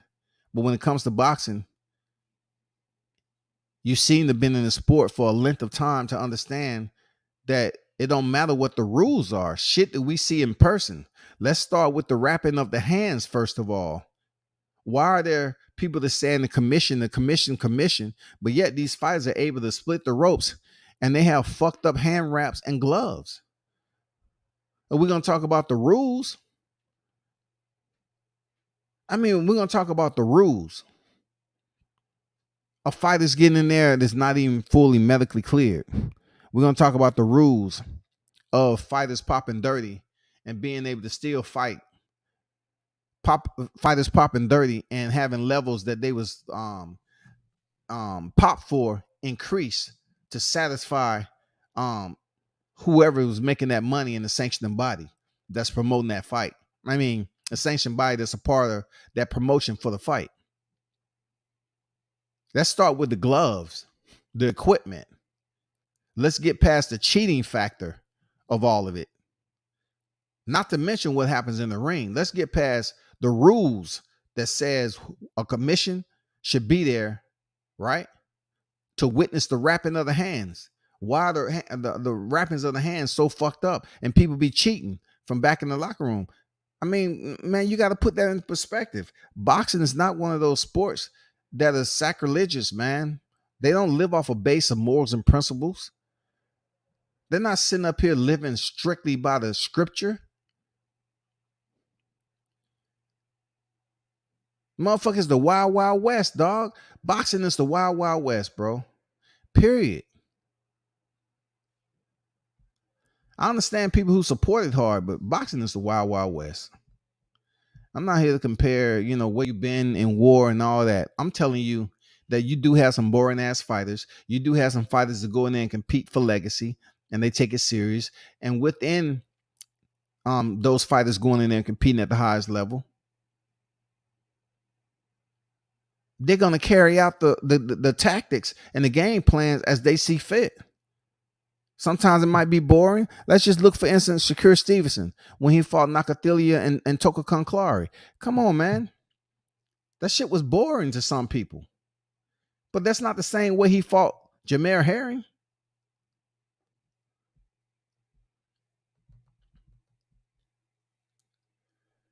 Man, hey, Hoover, to be honest with you, I'm not even looking for that fight.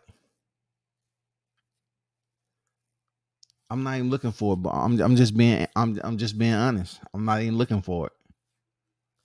I have nothing against Rigo. I just look at, said what I said about him having some boring fights. Some people, Rigo. Let me try to find out something right quick.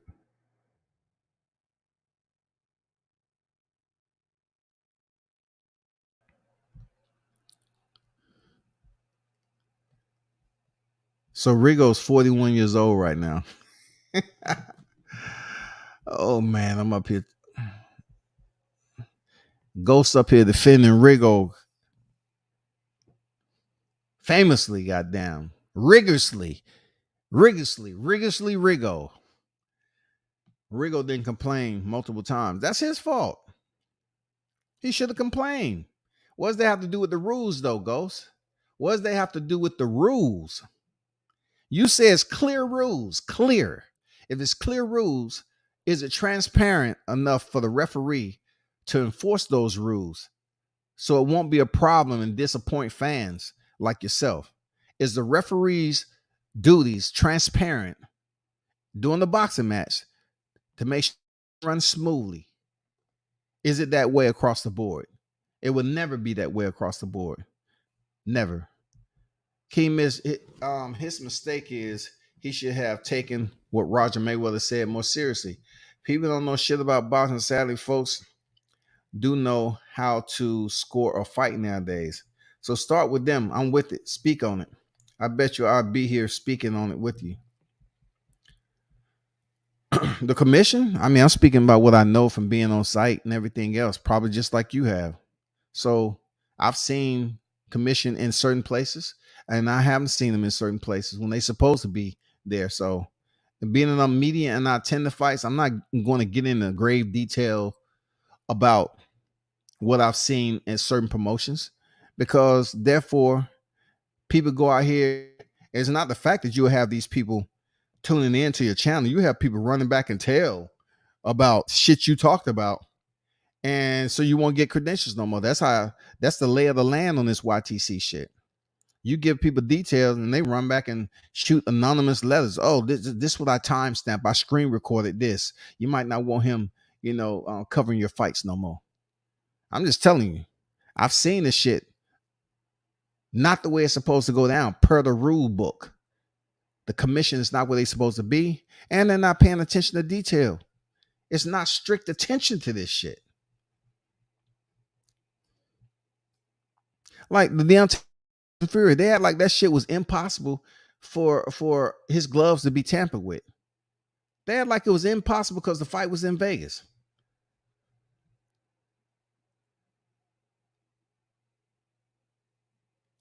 People will always cheat and then turn around and call it finding a competitive edge. You got to protect yourself at all times in the sport. Rigo lost the fight, plain and simple. He didn't do enough. Jason Williams, the point went over your head. I defend Rigo just like defend any other. Nah, man, you defend Cuban fighters a lot, bro. You defend Cuban fighters a lot. For real. You can defend who you want to. I'm just saying, when you start mentioning rule books and shit when it comes to boxing, come on now. There has to be, you know what I'm saying? You have to be a bit more patient with what you're saying now. Now, when it comes to boxing and rules now, the Deontay Wilder situation is one of the saddest and most disgusting things I've seen. I'm just saying, dog. You want to talk about rules? If it's the most disgusting what you've seen, why is that? And the commission was there. How could that have played out the way it did if what you're saying, the clear rules of boxing, the clear rules of shouldn't a fighter clear rules be judged by competent, professional, qualified judges and don't rob fighters? Why should two judges have it close to where it's supposed to be in numbers? The numbers match up closely, and then the other judge is far off somewhere else in favor of another fighter. How can two judges have it for one fighter and another judge have it for another fighter? Why are fighters getting robbed? Why are some fights allowed to go on when you see a cut on one fighter and they say, okay, let's let this play out because we already know this fight is tough and there's a lot on the line for this fight. You know what I'm saying? And then another fight, they get a cut. We got to stop the fight. Everybody's not on the same playing field when we talk about qualifications. And every human doesn't think alike, period. It's just not going to ever be that way. We all don't think alike, bro. I always defend Cuban fighters a lot because sadly they ones suffering the most, and you know it. I don't know it. I don't know it because I know some Mexicans that I know that's in working over there. That's in combat sport. They got to fight their way out of the mud too. You know what I'm saying? It's black fighters, Cuban fighters. It's plenty of fighters that fight themselves out of the mud to get where they need to be. You just can't say it. Cuban fighters. It's fighters that's trying to, relocate from foreign countries all over to get over here and make a living. However they can. That's all day, every day. Haitians coming in, down there in Florida and stuff, or coming across the water, they come over here to make a living too. We have plenty of stories on how boxers from everywhere did what they had to do to get to where they at. We know that, then, Ghost. Yeah, they done Rolly Romero dirty, but we don't know the full story behind that shit. Ghost, you're right. Cuban fighters have it tough, but they aren't only the ones have to flee their country to get an opportunity. That's what I'm saying. They're not the only ones, man. There's plenty of citizens They have to take that ride, and hopefully they're able to make it. A lot of them have lost family members doing that ride, taking the risk, whether it's crossing on line through the desert, on land, on the desert, or on the water. It all depends. All fighters suffering, but the way Cubans are being done is different level. Most Caribbean get that treatment. Hey, man, I really can't go in detail about opinions and the reality that people have experienced, because everybody, taking in these Cuban fighters, hoping for the next best. So they get to know the backstory behind it. But also with that backstory is other backstories of people that's coming over from other countries, and people that's in the US that's trying to fight and claw their way to the top too. It's many scenarios, man. The shit never stop. The shit never stop, dog.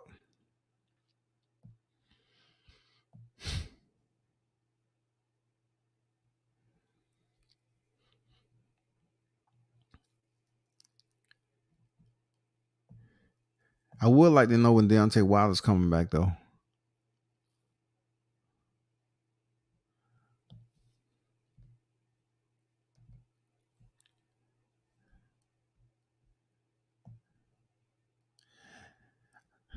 Isaac Cruz is telling Ryan Garcia to pay him what he's worth. Hey, I ain't mad at Isaac Cruz for, slapping Ryan Garcia back and forth with the back of his hand and goddamn pop, giving him that pimp slap and say, hey, pay me what I'm worth, in a sense that, Ryan Garcia tried to swoop in and think he was going to get an easy bird, just give him a little crumbs here and there. I'm giving you a little bit more crumbs than you had with the Gervonta fight. Come on now. No. If you want to give him that attention, first of all, Isaac Cruz is doing great with not being desperate and making you pay for it. He's going to make you pay. He's going to make you pay good. Isaac Cruz, before Gervonta, he ain't never had no opponent like that. But if they want to get on there and say a star was born tonight, shit, Team Cruz is like, fuck it. Let's get paid like a star. Man, fuck Ryan, dog. Pay that money, dog. Pay it. For real. Pay that dude his money, dog.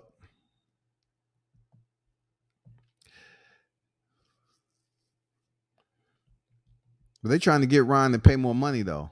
That's what's trying to happen. They're trying to get Ryan to pay more money. After what, boxing community knows what Ryan's been up to. They know he's been up here bullshitting. So, hey, make him pay more money. Real talk. Make him pay more money.